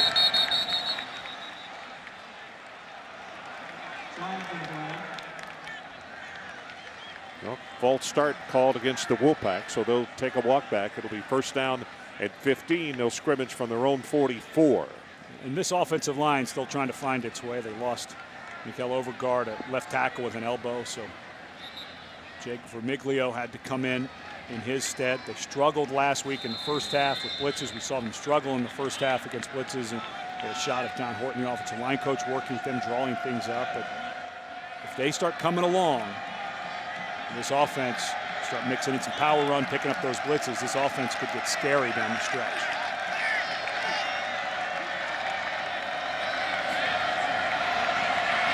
Wilson.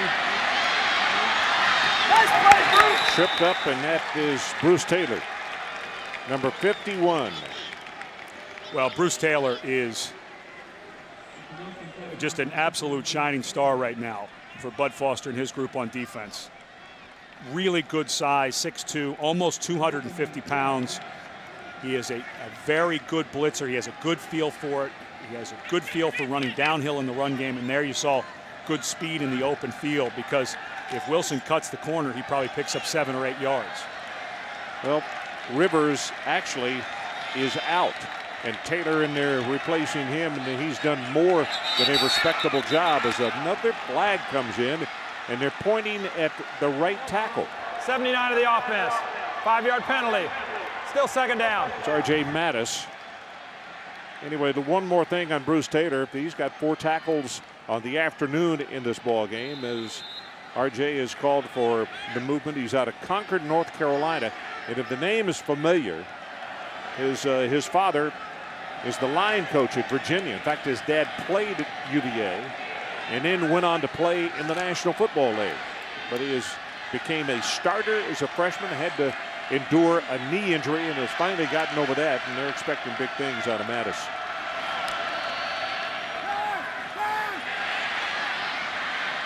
Great job on the fake and the ball thrown, and boy, what a defensive play by Hosley. I mean, everything was done right. He glued the defensive end with the fake, got outside and delivered the pass properly, and the ball knocked away at the last moment. This young man can cover. Watch as the receiver breaks to the outside, comes back, goes back to the inside. Stephen Howard, Hosley was on him the entire time, even when the quarterback started to scramble. You're looking at a guy who's going to be a superstar for the Hokies. 3 tackles, 3 pass breakups, and 2 interceptions. That is a fair evening, and we still got 12 to play in the third quarter. Third down, they need the 41-yard line. Lobs the pass, has a man there, and Hosley will make the tackle at the 35-yard line. And that is more than enough for the first down by Jarvis Williams. You know, when we were talking to Bud Foster about Russell Wilson, he paid him, I think, one of the highest compliments you can. He said he reminds me of Donovan McNabb in that he's a good enough athlete to run around and make plays, but usually when he runs, that he can make plays down the field. Of course, all those years in the Big East, Virginia Tech got a good look at McNabb. Wilson looking for the end zone. Man is there. Caught for a touchdown, Jarvis Williams.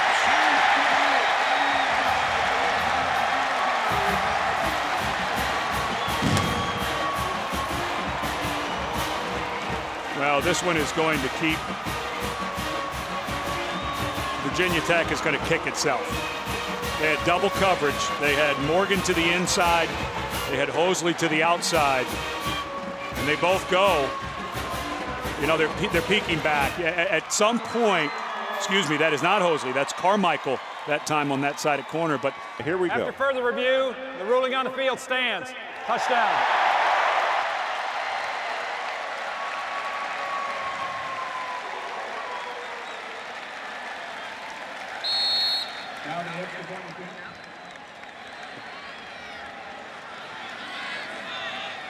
So it's Tchaikovsky now to attempt the extra point. He got it. So with 11:41 left in the third quarter, the new score, NC State 24. I tell you, North Carolina State comes back with an impressive adjustment of their own. This is Roberts, and he is gang tackled just before the 20-yard line.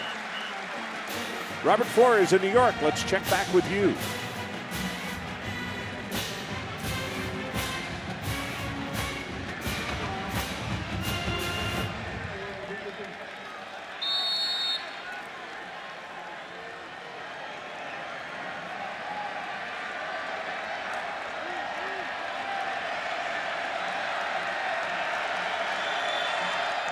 So we are back at Raleigh, 24-13.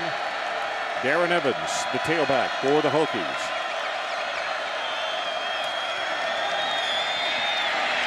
Tyrod Taylor pulled that one down and now is under heavy duress and is just going to have to run out of bounds, and it's Audie Cole who will force him out.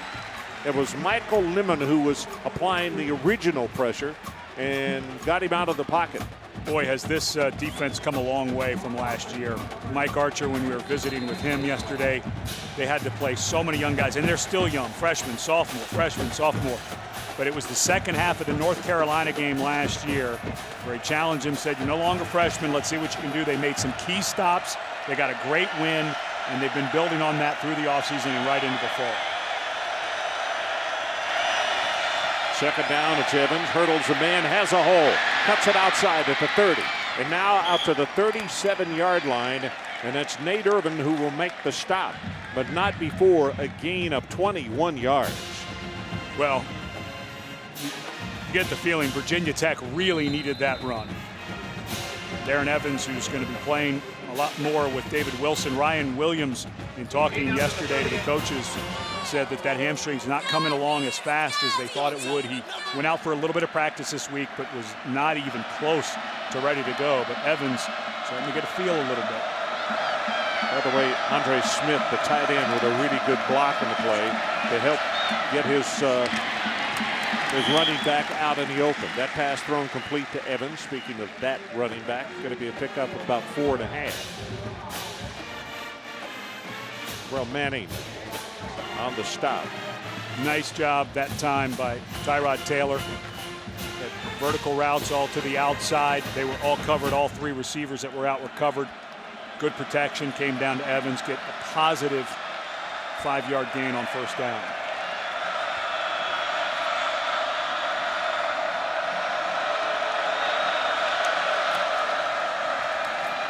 Younger at fullback opens the hold almost enough for the first down. Well, here's a comparison of the quarterbacks and the numbers that they have so far. Tyrod Taylor, 8 of 17, 48 yards. 1 touch, 1 interception. And for Wilson, 13 of 32, 258. 3 touchdowns, 2 interceptions. Yards rushing, Taylor, 83-23 for Wilson. Third down, needs to pick up a couple. Got penetration, he took it to the outside and he's loose. Evans down the near sideline, gets by the tackler and he will score. 54 yards on the run, and it's C.J. Wilson who had a shot and missed him. I'd say both coaches at halftime made some really good adjustments. And we've seen some great individual efforts also. And this is the exact play they had run before, where the right guard is going to pull around James Brooks and gets a hook block on the end of the line to scrimmage on the safety Earl Wolf. And that, you got to make a better effort than that. You can't just dive at the guy's legs. Good finish by Evans, but that was all set up by a wonderful hook block by the right guard Brooks. Going for a two-point conversion because of that missed extra point. Taylor looking to run. Now dumps it off, and wide open is Cole. So they get the 2 points, and it erases that missed extra point just a time ago. 3-point ball game. We'll be right back. Virginia Tech.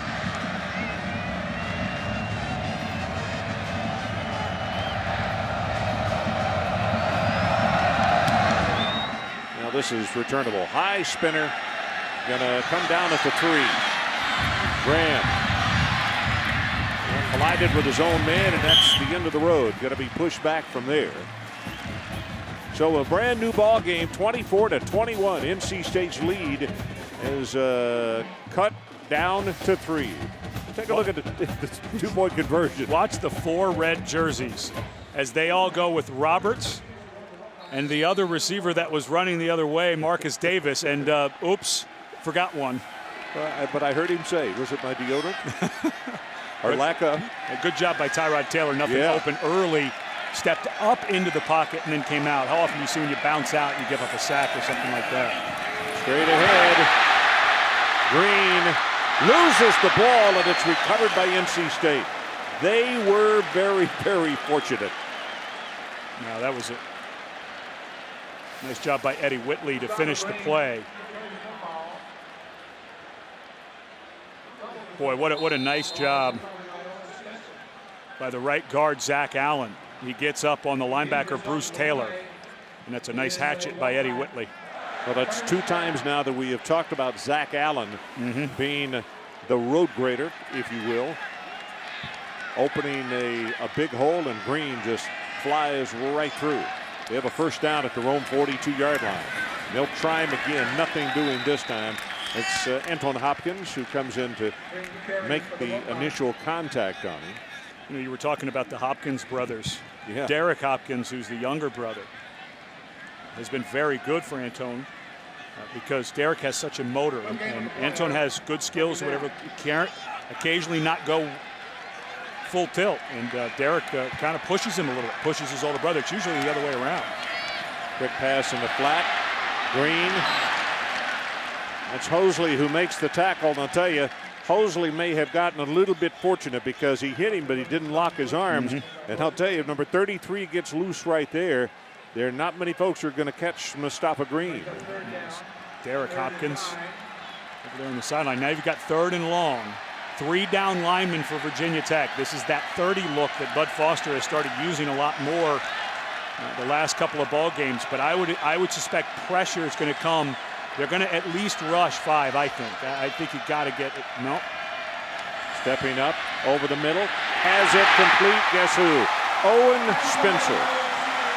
These are money guys. I mean, when they want somebody who's going to get open, who's going to get high enough, open enough, it's going to be number 13. 29 yards on that play.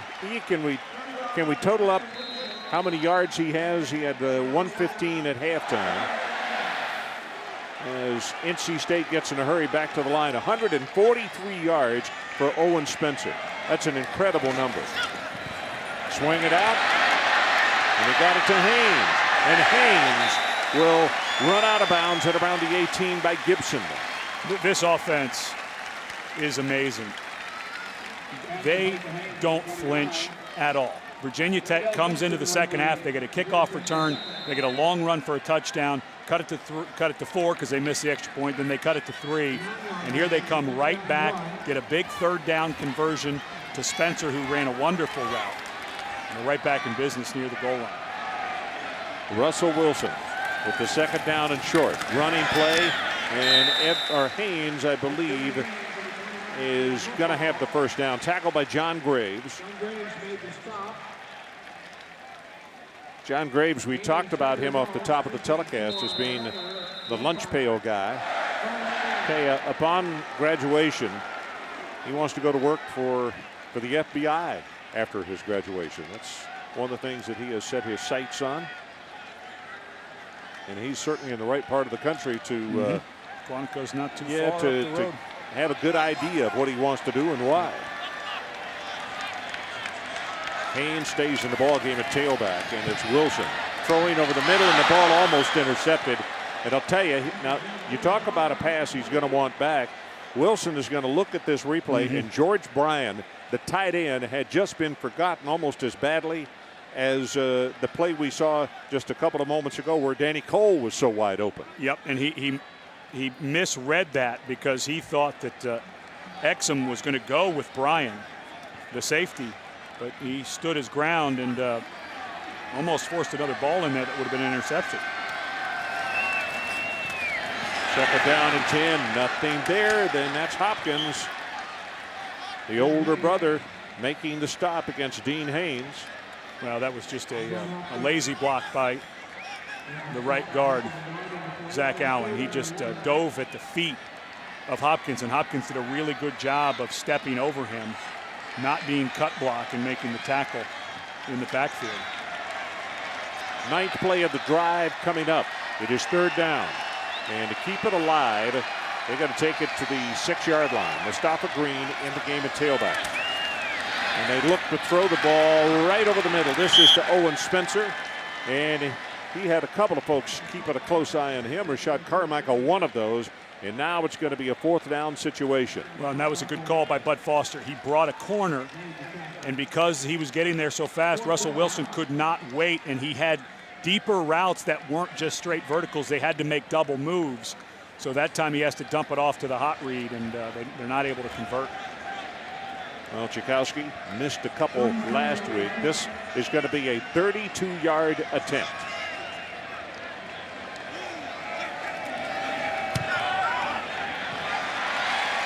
And he got this one.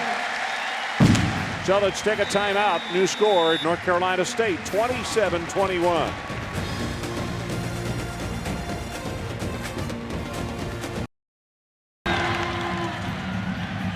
And it's going to come down to the 6. This is Roberts.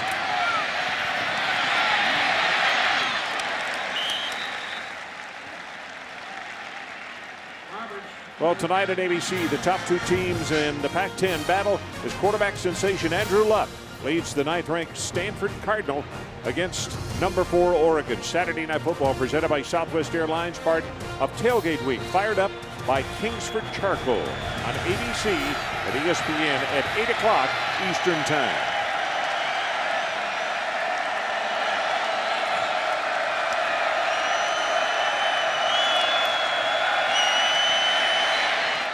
Zings this one out and has it complete. And that's Darrell Roberts, the junior out of Smithfield, Virginia. Good throw by Tyrod Taylor. 18 yards on it. Got it out with some velocity, had some protection. This offensive line that's had its struggles, starting to look like they're making some progress. It's interesting that he had a defender in front of him who slowed down his penetration, and that is the respect for Tyrod Taylor's running ability. Wilson, and he's going to be stopped after a gain of 4. Nice positive yardage game. You know, first down, 4 yards. You're running the ball. You know, with a guy with the speed of Wilson, like we saw on that kickoff return, you think you may be able to bounce it, but he'll take 4 yards on a good power inside zone play anytime.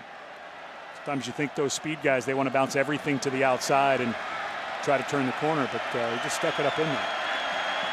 Under 4 minutes to play, third quarter. NC State 27-21. And the Hokies back on offense. Blitz coming off the left side, pass over the middle, and just a little too tall. Boykin, the intended receiver. But again, good protection. They brought the blitz. Flag down on this side of the field. Almost obscured from us.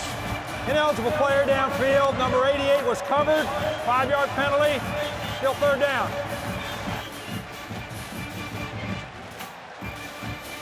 And obviously, most of you understand what he means when he says covered. Andre Smith, yes, is a tight end.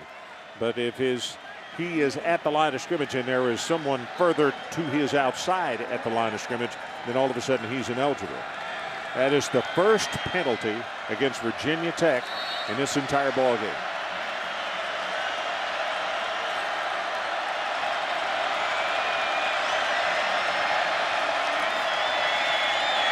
Steps up nicely at the rush. Gets by another and then is tripped up. Manning is the man who finally got him. Augustin is the man who was applying the pressure. 4 times that they've gotten to Tyrod this afternoon. And Augustin got away with one there. I think he may have been in the neutral zone before the snap. Guessed on the snap count, got it right. And I think may have caught a little break there. Third down. They want to keep it going. They got to go across midfield down to the North Carolina State 47-yard line. State leads it by 6, 27-21. Blitz off the top side and the bottom. Runs out of harm's way. And is going to turn the corner. 45 at the 50 and gets out of bounds short of the first down. But had he taken another stride, we'd have the medical staff sprinting across the field right now because he was about to be tattooed in big time. He did the wise thing. Looked like they were going to get him down much earlier than that, but of course Taylor gifted with good speed. It's a 5-man rush.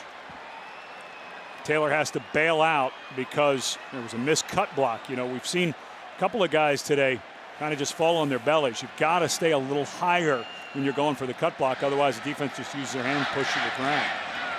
Sanders standing back to punt.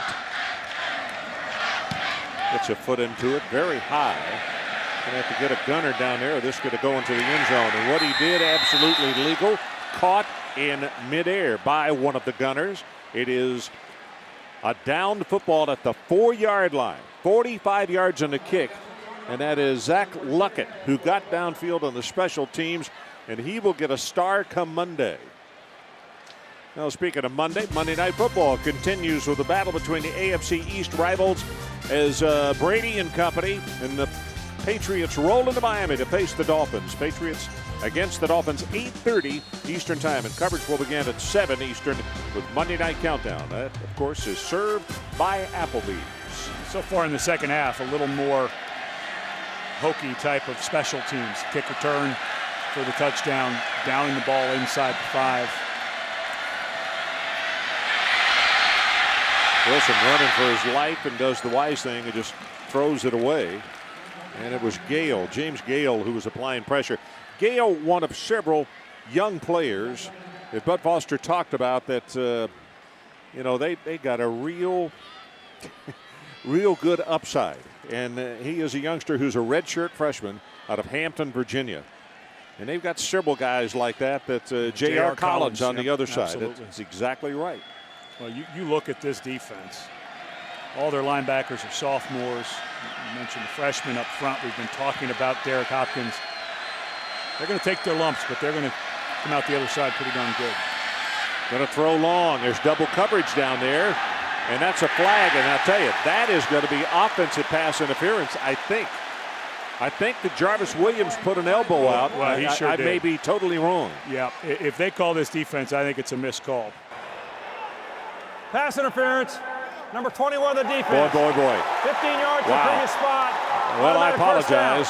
I apologize. And you see Frank laughing. Well, he said wants it's uncatchable. Yeah, which he's probably right. But watch the left arm of Williams. They allow that hand play, but he just shoves Carmichael down. He shoves him down. Yeah, it's either a no call, or an uncatchable. But well, what you got to really caught a break be there, careful of in most leagues, the jawing that happened afterwards would be a 15-yard unsportsmanlike. Yeah.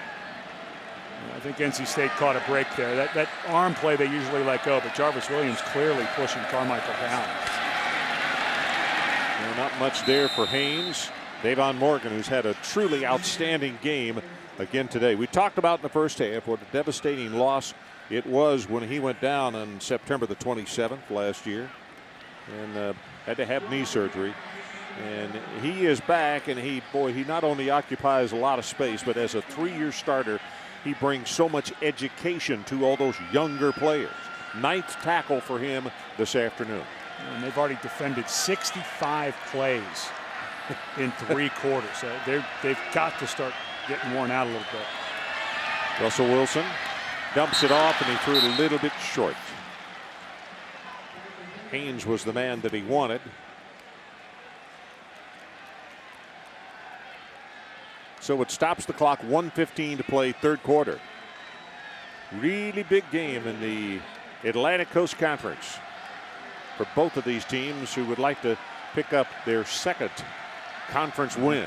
Now for Virginia Tech, NC State loves post routes. So the receiver runs straight and then cuts towards the middle. The safeties have to be aware of that and be ready to cut underneath of it. We'll see what they come up with. 3rd down. 3rd down and 9. Pressure. Flag is down, and he throws long up the far sideline and in and out of the hands of Jarvis Williams. Exum with the defense on the play. Anton Exum, redshirt freshman from Glen Allen, Virginia.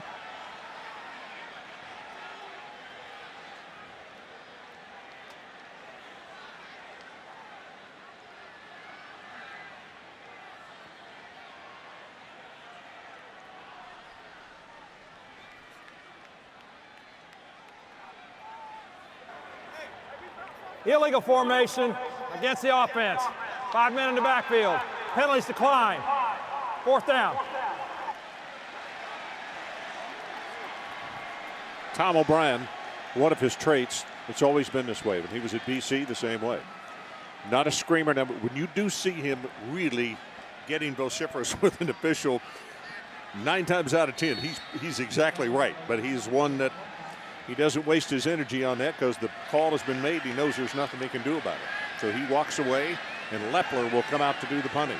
Last punt was 56 yards. High pass from center, so he just line drives it. And a chance to return, and it's picked up and then lost at the 40. Husley will go down as soon as he caught it.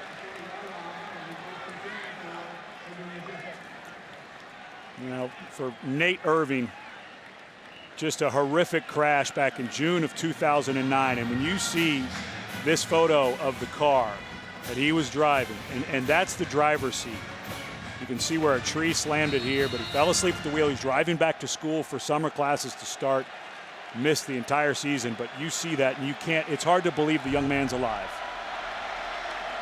You see a collapsed lung, broken ribs, separated shoulder, and a compound fracture of his left leg. And he told us yesterday, yes, he still has that pin in his left leg. As Evans tries to turn the corner and turns it up for about 6 yards. Nice running play. Well, and Nate Irving got cut blocked on that, which is legal. Offensive player comes out and you're allowed to go to them, but he was slow to get up as he's flowing towards the ball. Left guard Craig Nosal that comes out and completely legal, good block, but he was a little slow getting up after that.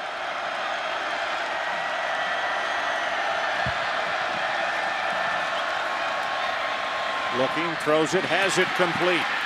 Inside the 45 and down to the 38-yard line. I like this call. Earlier in the game, it seemed like Virginia Tech was not doing anything towards the middle of the field, but this time they bring DJ Coles, a big target at 6'3", 225 pounds on a shallow drag right in front of the quarterback, and it's open. It's so hard to cover that. The receiver doesn't even have to be that fast, but when he's running that far and you've got a trailer on it, well, very difficult to cover. We're about to go to the 4th quarter, and a very gutsy call on a 4th down play by that man right there.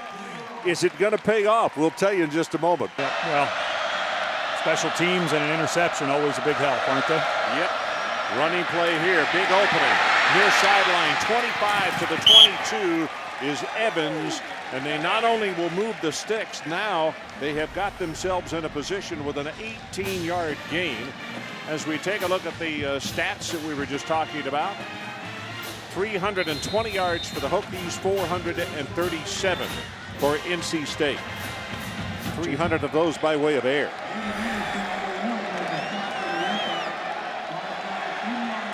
Tom O'Brien looking on right now. Mo leaning a little bit toward the other side.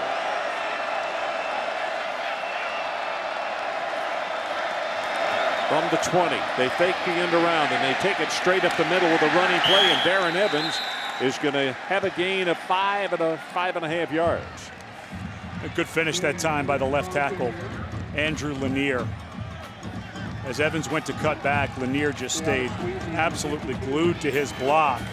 Otherwise, if he'd have just given up for a half a second, just a beat, I think that'd have been about a no gain or maybe even a 1 yard loss. You know, to me, he's a really good story. He was a tight end, and because Becton had the turf toe, which he got stepped on again last week, this young man's having to play that position and doing well. Then this play right here, NC State stuffs at the line of scrimmage. Got to be a third down, and they'll need about 6 yards for the first. Well, they have seen this play a lot where the guard wraps around trying to get a block, and that time Audie Cole, the outside linebacker, watch the right guard. He's going to pull Brooks, and Cole dives to his inside. That's called wrong arming it, where you take the through. Big third down here, although you're in 4-down territory. They are 2 of 9 on third down conversion. David Wilson into the backfield at tailback for the Hokies. And they send him out in the pass route. Looking, gonna run it. Tyrod Taylor up the middle. Oh, what a move at the 10. Turns it back to the sideline. Knocked out of bounds. He will have the first down. It'll be 1st and goal from the 6-yard line. So close to getting themselves in huge trouble.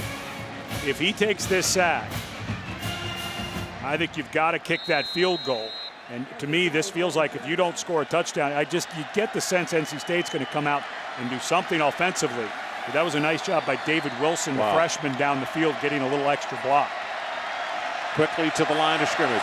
Taylor gets the snap, hands it off, and the back trying to sweep the corner. He is knocked down at the line of scrimmage. Maybe a half-yard gain on the play. Earl Wolf tackling David Wilson. Well, and this is where Virginia Tech, not to sound like a broken record, has not been very good this year. Inside the 10-yard line. They get a little hard-headed, I think, with the run game, packing everybody in. With Tyrod Taylor and the way he runs, move him. Get him away from the line of scrimmage. Maybe even a quarterback draw here with an empty backfield. On 2nd down, Taylor looking, has a man over the middle, and he finds him. Touchdown, Andre Smith.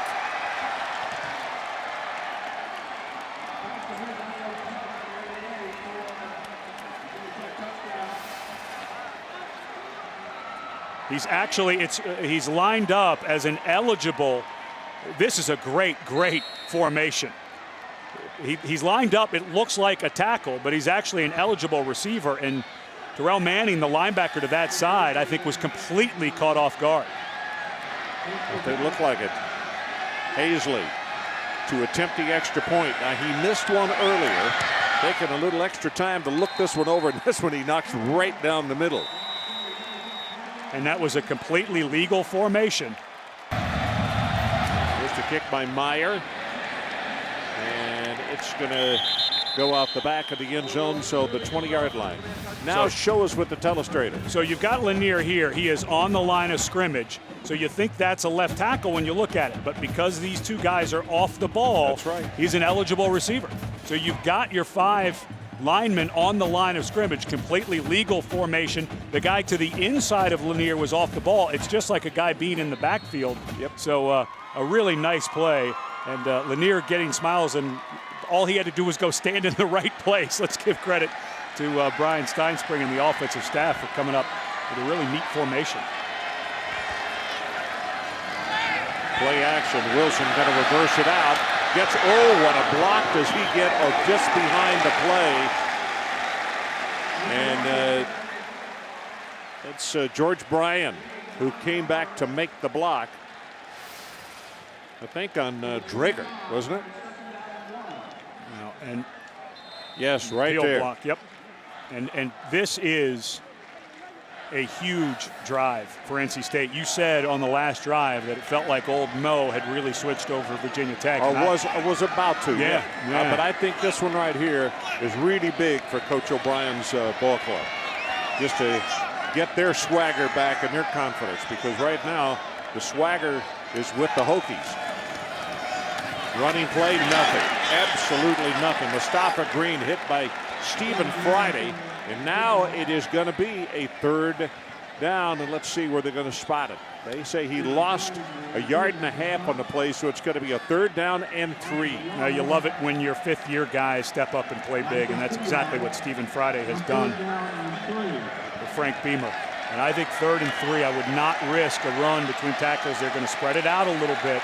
They're 5 of 15, Ed, on 3rd down conversions. Play action. They dump the ball off and they get it to Green. He breaks a tackle, breaks another, and because of that, he'll have the 1st down. Mustafa Green. They're not booing, it's for a move. Remember that touchdown to Haynes earlier in the game? Exact same play. You fake the ball to Green just like they did to Haynes, and Russell Wilson comes in the same way. Morgan has to finish his rush. And then the linebacker that has coverage, Gibson, is late coming over, and Mustafa Green makes 2 Hokies look a little foolish there in the open field. What an athletic run right there. Great individual effort. 1st down at their own 41-yard line. Wilson going to go down quickly. He'll have a gain of 1, and that's it. Graves is there to put a stop to that one. Nothing there. Good play. You don't want to force at this point in the game, this tight. He's had a couple of forces Russell Wilson has that resulted in turnovers. So this time you got to focus in, take care of the ball. But they have complete trust. Dana Bible, the offensive coordinator and quarterback coach, works with them every day. Taylor Gentry in the ball game at tailback, and you know he's not going to run the football. Now they may throw it to him. Out in the flat this time and a little bit too far. It is going to be 3rd down. And I was talking about the importance of this game to the 2 teams, and here's the reason why. Different divisions, both in conference play. Forget the number on the right. Has nothing to do with the ACC. NC State 1-0, Virginia Tech 1-0. Somebody's going to leave here at 2-0 and in much better shape. Yep, and NC State was picked to finish 4th.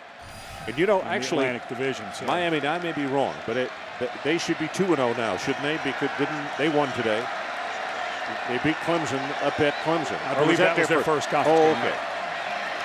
Gonna put it way in the air. Wrestling for the ball. Did he catch it? Owen Spencer. He's already caught 3 of those way downfield on alley-oop kind of passes. Yeah, I think this is going to be offensive pass interference. Spencer. Exum is the man who was defending. Yeah, he just ripped Exum by him to go try to catch the ball. Pass interference, number 1 of the defense. Wow. 15-yard penalty at the previous spot. Automatic 1st down. Take a look. Look out on the field at the 45-yard line. No, that's the right call. The offensive player was trying to come back. He didn't catch the ball, though, no. Yeah, but Exum had that left arm up. It looked to me like Spencer had thrown him by, but that wasn't really the case. He just was leaning against him, so that was the correct call. Yeah, Bud Foster was not real pleased. He was out on the field. Well, when you saw it in fast motion, it looked like Spencer threw him down, but on the replay, it was more Exum's momentum that took him that way. And here's Mustafa Green, nothing. Nice defense, stepping up quickly as Hopkins. Anton Hopkins. They needed Hopkins to step up when they lost Quamaine Battle to an ACL. So they lost some depth inside, of course, and they needed Hopkins really to step up. And short, stout guy, very powerful. We saw him earlier, good athletic skills where he stepped over a cut block.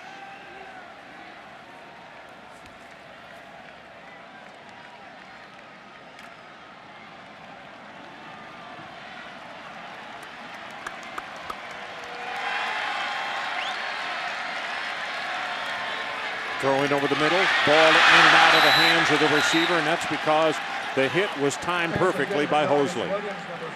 Against Jarvis Williams, it was a pretty good collision. Looks like Hosley may have partially had the wind knocked out of him. You know, you're in that area again where if you pick up 6 or 7 yards, you're probably going to go for it on 4th down. We've seen them do that time and time again. So if you're Wilson, don't be afraid to come down. You know, you're going to have 2 or 3 routes beyond the sticks, but if there's some pressure, don't be afraid to come down, pick up 7 or 8, because your coach may let you go for it on 4th. 3rd down, they need to take it to the 33-yard line. Pressure coming up the middle, gets by 1. Now he just throws it away. And that was Gibson again who was applying the pressure. Well, and this is where Bud Foster keeps you on your heels. Remember, a couple times earlier in the game when we saw 3rd and long, we saw coverage. That time, almost an all-out blitz. He brought Gibson, who got free. Just does a wonderful job of changing up his calls so you can't start getting into a rhythm and expect, okay, on the last 3rd and long, they didn't come. You see, Bud was about to substitute, and Frank reached his arm out and said, no, not now. Yeah, too Got late. to get us a penalty here. We don't need that. Here's the punt. Fair catch is signal for and made at around the 12-yard line. So let's take a timeout. 28-27, Virginia Tech. The preparation of that burger. David Wilson in the backfield for Virginia Tech. They have a 1-point lead. Here's Wilson. Nothing doing. That is Augustin, the redshirt senior out of Oakland Park, Florida. Time right now to take a look at our Pacific Life game summary. Well, a game that started to look like it might get a little out of hand. Russell Wilson was playing at a high level in that first quarter. There finds his tight end Brian, but Virginia Tech clawed back a kickoff return for a touchdown, and that one on a wonderful design play to the tight end who was lined up what looked like as a tackle. Going to go long up the far sideline, and diving for the ball is Danny Cole. Can't get it.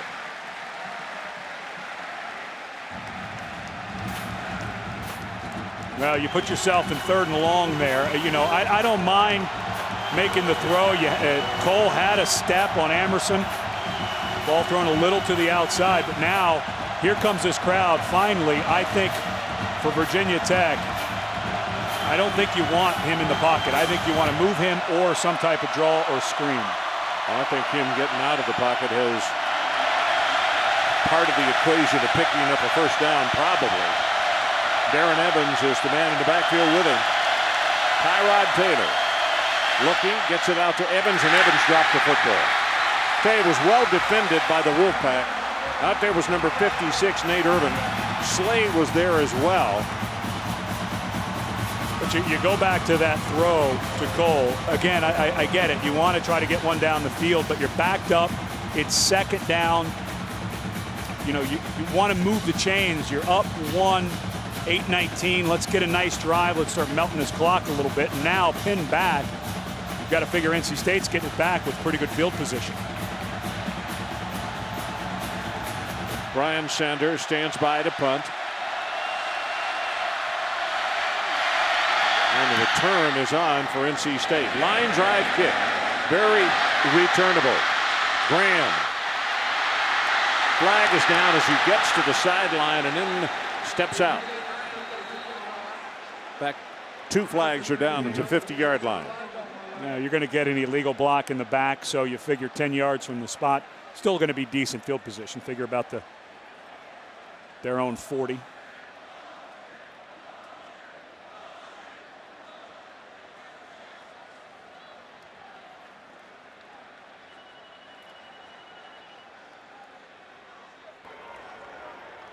During the return, block in the back against the receiving team. 10 yards to the spot of the foul. 1st down. So let's take a timeout. 1-point lead, Virginia Tech. Until just minutes ago when Virginia Tech put together the drive, and now they're trying to get it back. This is Haynes. out of the backfield, inside the 40, and they will tackle him finally at the 38-yard line. That's a gain of 23 yards in the play. And this is the first time Virginia Tech has seen that play all day. A true naked bootleg with play action to the left, back over to the right, and a very accurate throw by the quarterback. Hit his running back right on the move for a big gain.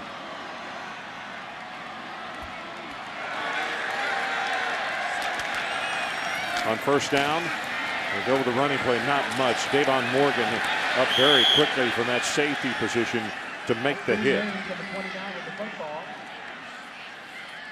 Now, if you're Virginia Tech, you've got to start watching this clock closely. Because if they get down, if NC State gets down into field goal territory, you've got to start thinking, if that clock is melting away, how much time we want to leave. You'd like to keep a timeout or two in your hip pocket, but you've got to start thinking, as that thing melts down, we might need to save some for our offense to go back on the field. Well, second down and 10. See the Hokie fans who are down from Blacksburg looking on. Single coverage right here, and the ball is almost intercepted. And now a flag comes in. Owen Spencer, the intended receiver, and let's see who they caught it on. Exum was the defender. Pass interference, number 1 of the defense. 15 yards to previous spot, automatic first down. Ball underthrown a little bit by Russell Wilson on purpose. Here's the very tail end of the play. You know, I'm not seeing much there. You know, this part of the game, those guys are both putting their arms up. I think you go with a no call on that one, and that's Andrew. Yeah, left guard. Andrew Wallace, the left guard, is the man who's down. But I just think you let that one go. I'm just not sure you make that call at this point in the game. ABC's new drama, Detroit 187. Great cops made in Detroit. And when it's your hometown, everything is personal. Detroit 187 on ABC Tuesday at 10, 9 o'clock Central Time. You know, we saw that a bunch on film against Georgia Tech and a couple of other games. Russell Wilson does that a lot. He's got a vertical route, and he underthrows it to allow his receivers, who are obviously catching the ball in flight faster than the defensive back, to fight back. When you get man coverage, that is absolutely the best place to throw it. Because most of the times the defensive back is either peeking or has his back totally to the quarterback. First down from the 23. They'll keep it on the ground. Big opening hands. 15, 10. A flag is down. Yeah, they're going to get holding. I think they're going to get, they're going to get Christofi? Yeah, they're going to get him for holding. He just came in for Wallace, the left guard. Holding. Yeah. 62 of the offense. And it was. 10 yards to the previous spot. Still first down. Duran is working against Lindell Gibson. There he is right there. And watch as he gets up on the linebacker. Just absolutely hugs him. And so when Gibson tries to go off, that's the proper call. You know, as soon as those hands get outside, if you get him inside, you can grab cloth all day long, but you get it to the outside and they see that jersey move, they're going to call it. First down after the penalty. New line of scrimmage is now the 33. Boy, here comes big pressure, going to be hit and knocked down, and that's Drager. Chris Drager, and that is a gigantic defensive play for the Hokies right there. Well, for NC State now, you've got second and call it 20. You 6, 7, 8 yards you want to look at. That gets you into field goal range and then gets you into a third down that's manageable. So some type of slant, maybe run some vertical with a cross route underneath of it. You need 8, 9, 10 yards here, I think, for a manageable third and to get back into field goal position. Russell Wilson tries to get outside, backside pressure. He just throws it away. And it's going to be a 3rd down, and it's John Graves again with pressure. Well, and this offensive line for NC State, they're not getting blitzed. They're getting pressure with 4 for Virginia Tech. So now you've got to expect they're going to play coverage again. You are not in field goal range. Tchaikovsky, his career best is 48 yards. You're just outside of that. You get a feeling that Tom O'Brien is not real comfortable from this spot. So 7, 8, 9 yards. Don't think first down here. Maybe a wide receiver screen. You've got to get something to get into Tchaikovsky's range. 28-27 our score. Virginia Tech. 5:31 left in the game. 3rd down. Look in pass. Got it. And then a chilling tackle by Whitley. Oh, my goodness.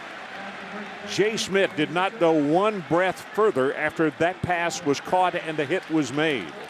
And now here comes number 36 on the field, Josh Tchaikovsky. Now, he hit his last, but in the first half, wow, he tried to overkick one because it had a little bit more length on it, and he really came across it badly. Yeah, and this is a long one. You're 42 yards. You know, a guy who's in his head a little bit, missed 2 last week, may drive this ball. Virginia Tech's been getting penetration. Well, let's see. It would put him on top. A 42-yard attempt. Kick is on the way. He got it.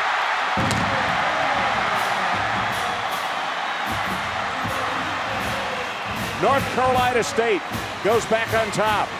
30-28 over Virginia Tech. They've got 4:42 left.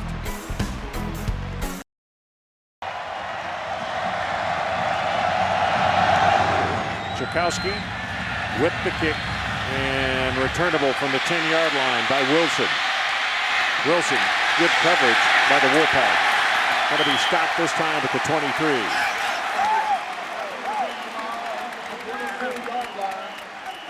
Oh, don't forget college football tonight. Stanford, number 9 against number 4 Oregon. It's presented by Southwest Airlines tonight, 8 o'clock Eastern Time on ABC or ESPN2.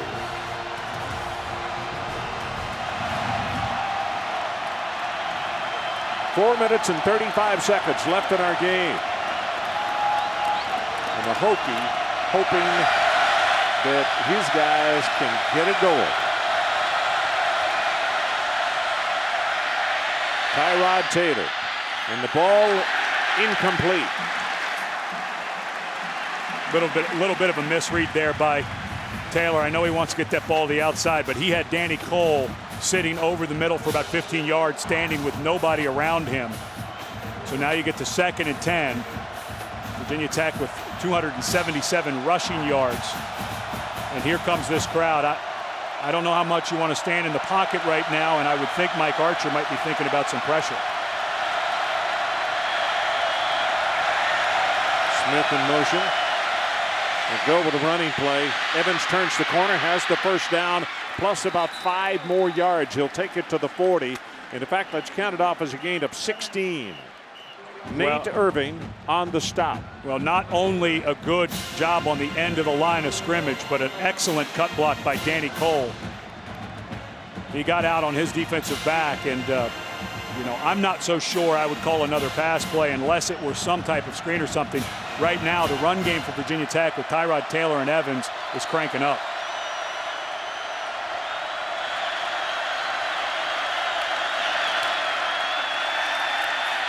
Taylor, great protection. Now it breaks down. Going to run it. Ran into his own man and got free. And he's going to wind up with a gain of 5 yards. Manning finally forced him out. How? Looked as though he was going to be caught twice. He's pretty gifted when things break down. Yeah, he's about as accomplished as they get when the freedom is needed and God-given talent takes over. Yep, no question about that. 107 rushing yards, and many of those once he's had to scramble when the pocket breaks down.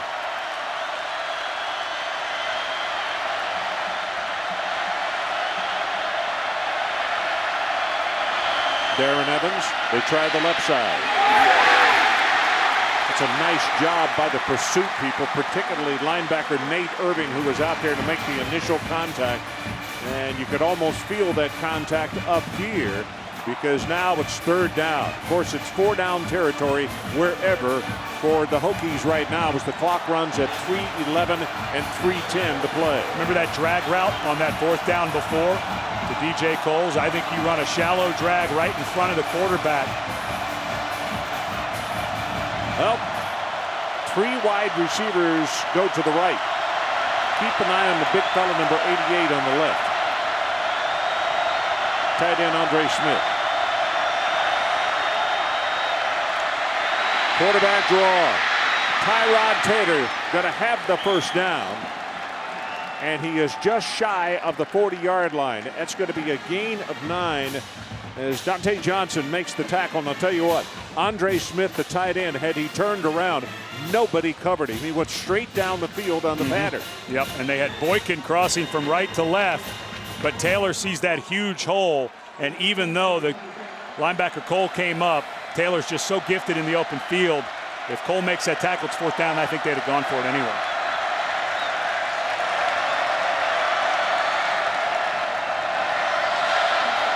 Quarterback keeper's got his big tight end blocking for him there, but this one's only going to go for a couple of yards.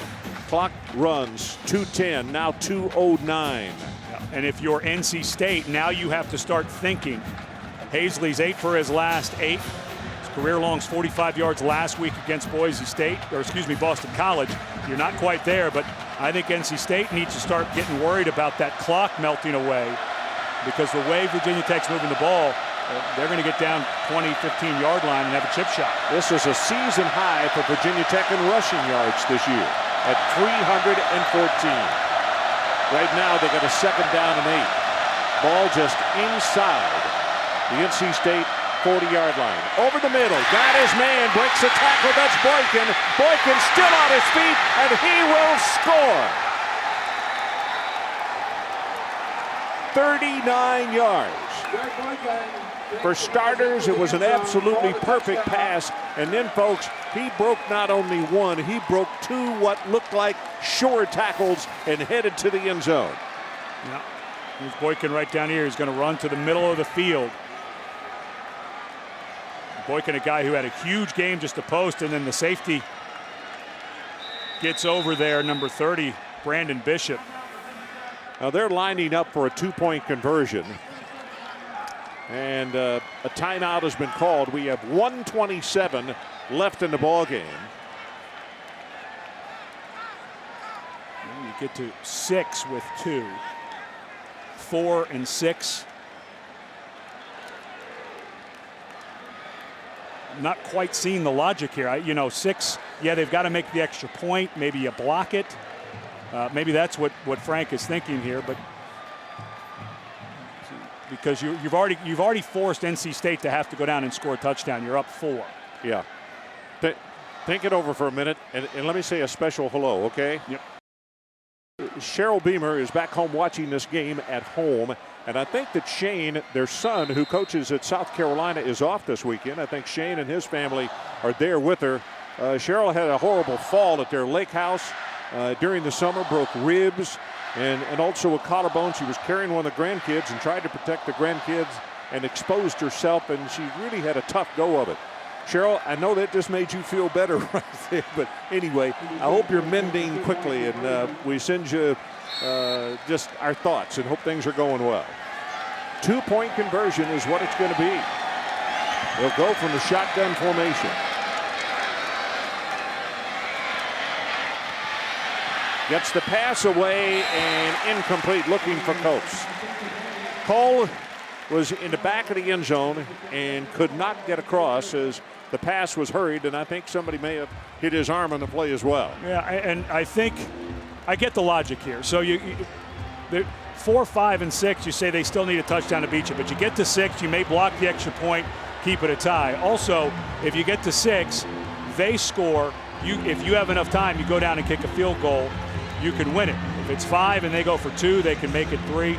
So I get the logic. I don't have a problem with going for 2 there. Not exactly on that chart, but I can see why Frank went for it. Situation, 1:27 left in the ball game, a 4-point lead by Virginia Tech. Both teams are 1-0 in conference play. Frank Beamer, the longtime head coach of the Hokies, has been through these kind of wars before. And a defensive guy by nature. He was a defensive back at Virginia Tech. And Tommy O'Brien, longtime competitor and friend of his. I know there's a lot of respect by each coach for the other one. Well, and you've got to think Beamer, with his background on defense, wishes the offense would have eaten just a little more clock. You'll never, ever give back that touchdown, but you'd rather it be 27 seconds than a minute 27 with this quarterback you're about to face. What an effort by Boykin after the catch, though. I mean, that was above and beyond. Meyer prepares to kick it off. Keep an eye on T.J. Graham. And this one is not going to be, yes, it is going to be returnable. From 2 yards deep, he'll bring it out. Graham running for the sidelines, and what normally happens when you get one that deep at an angle, you pay for it by hardly getting back to the 10 or 15-yard line. And now with a minute 19, 3 timeouts, needing a touchdown. The nice part for NC State, they've got all of those timeouts. You can work everything. Just remember, though, the clock is going to start to work against you once you start getting out towards midfield. If everyone's spread out and it's going to take 8, 10, 12 or more seconds to get everyone back and going, use the timeout. Do not wait and let time burn off, because the clock will go fast if you're underneath the sticks. Mustafa Green is the man to keep an eye on, number 33 in the backfield. They get him out as a safety valve. Now looking deep over the middle, battling for it. It's intercepted by Virginia Tech. Back to the 40, the 30, to the 20-yard line, and down the sideline. Hosley finally got to be stopped before he gets it to the end zone, out of bounds at the 6-yard line. Third interception for Hosley, and a poor decision by Russell Wilson. You just don't expect to see a guy, third-year starter. He was in the pocket. He thought about throwing it away. He watch as he starts to move around, and at the very last second, looks to go to throw this away, and instead he throws it up into the middle of the field. He's trying to find Darrell Davis, but you just can't hang that ball up there. Live to play another down. You've got all those timeouts. There's no reason to force that. Well, Hosley being congratulated by Bud Foster, his defensive coordinator. And Bud saying to him, his son, 3 interceptions. It's all good coaching. North Carolina State trying to get somebody on the field late. That's the reason the flag came in late, because that person had not gotten beyond the neutral zone coming on from the sideline. And Evans will be stopped inside the 5. And the reason you run the ball here instead of take a knee, you were right on the edge of being able to run out the clock with 3 knees because of the 3 timeouts for NC State. So you run the ball so it eats more time per Number play. 1 of the defense, half the distance to the goal, still first down. And that's the reason the man who did not get back on. And for Hosley, let me tell you this. That ties an all-time Virginia Tech record for interceptions in a ball game at 3. And you look into the eyes of a very disappointed Russell Wilson, who had a truly outstanding afternoon. They had 490 total yards. Passing yardage, 345, and the 3 picks. Very, very large in this ball game. And they'll keep it on the ground, running for the end zone, and the scoring is Evans with 28 seconds left in the ball game. And for people who will see this score tomorrow in their local paper, but maybe you're not necessarily in the Atlantic Coast Conference part of the world, they'll say, well, hey, Coach Beamer's got them going again, and they handled NC State pretty readily. Well, that's not the case.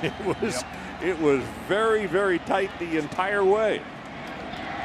And all of a sudden, Virginia Tech sitting at 2-0 in the Coastal Division. Miami got a win today against Clemson. North Carolina, with all the mess that's going on over there with the NCAA investigation. Hazley with the extra point. That's good. So 41-30 the score. But Frank Beamer will have a bus ride home to think about this one. When you look at where they are in the state of Virginia, and to bus to Roanoke to catch a charter plane from there and then come down and then bus over here, just actually easier, more comfortable on the players. So that's how they will head back home, as as soon as their chores are done here at the stadium. Well, and everybody in the country wrote them off after they lost Monday night to start the season against Boise State, and then just didn't play very well in the rain at home against James Madison. A huge upset, FCS over FBS. Righted the ship in the second half against East Carolina, got a big win there. A great shutout last week against Boston College, and now come in here in a game where gave up almost 500 yards of offense, but they got key stops from that middle of that second quarter on. But Foster made a couple of adjustments, and he kept telling us, guys, this guy Hosley, we changed our defense up a little bit. We have some guys in the secondary we really like, and now we're starting to see why. But, you know, put that into perspective. Russell Wilson last year set an NCAA record by 379 pass attempts without an interception, and tonight he's thrown 3.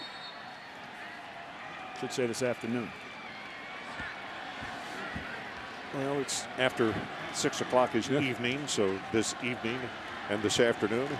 See, it took that a long time to throw 3 of them. Yeah. Well, here's the kick on the ground, picked up at the 40. And the clock runs at 22 seconds now. So it's going to be Virginia Tech going to 2-0 in conference play, 3-2 overall. And for Coach O'Brien's ball club, they will go to 4-1 overall and 1-1 in conference play.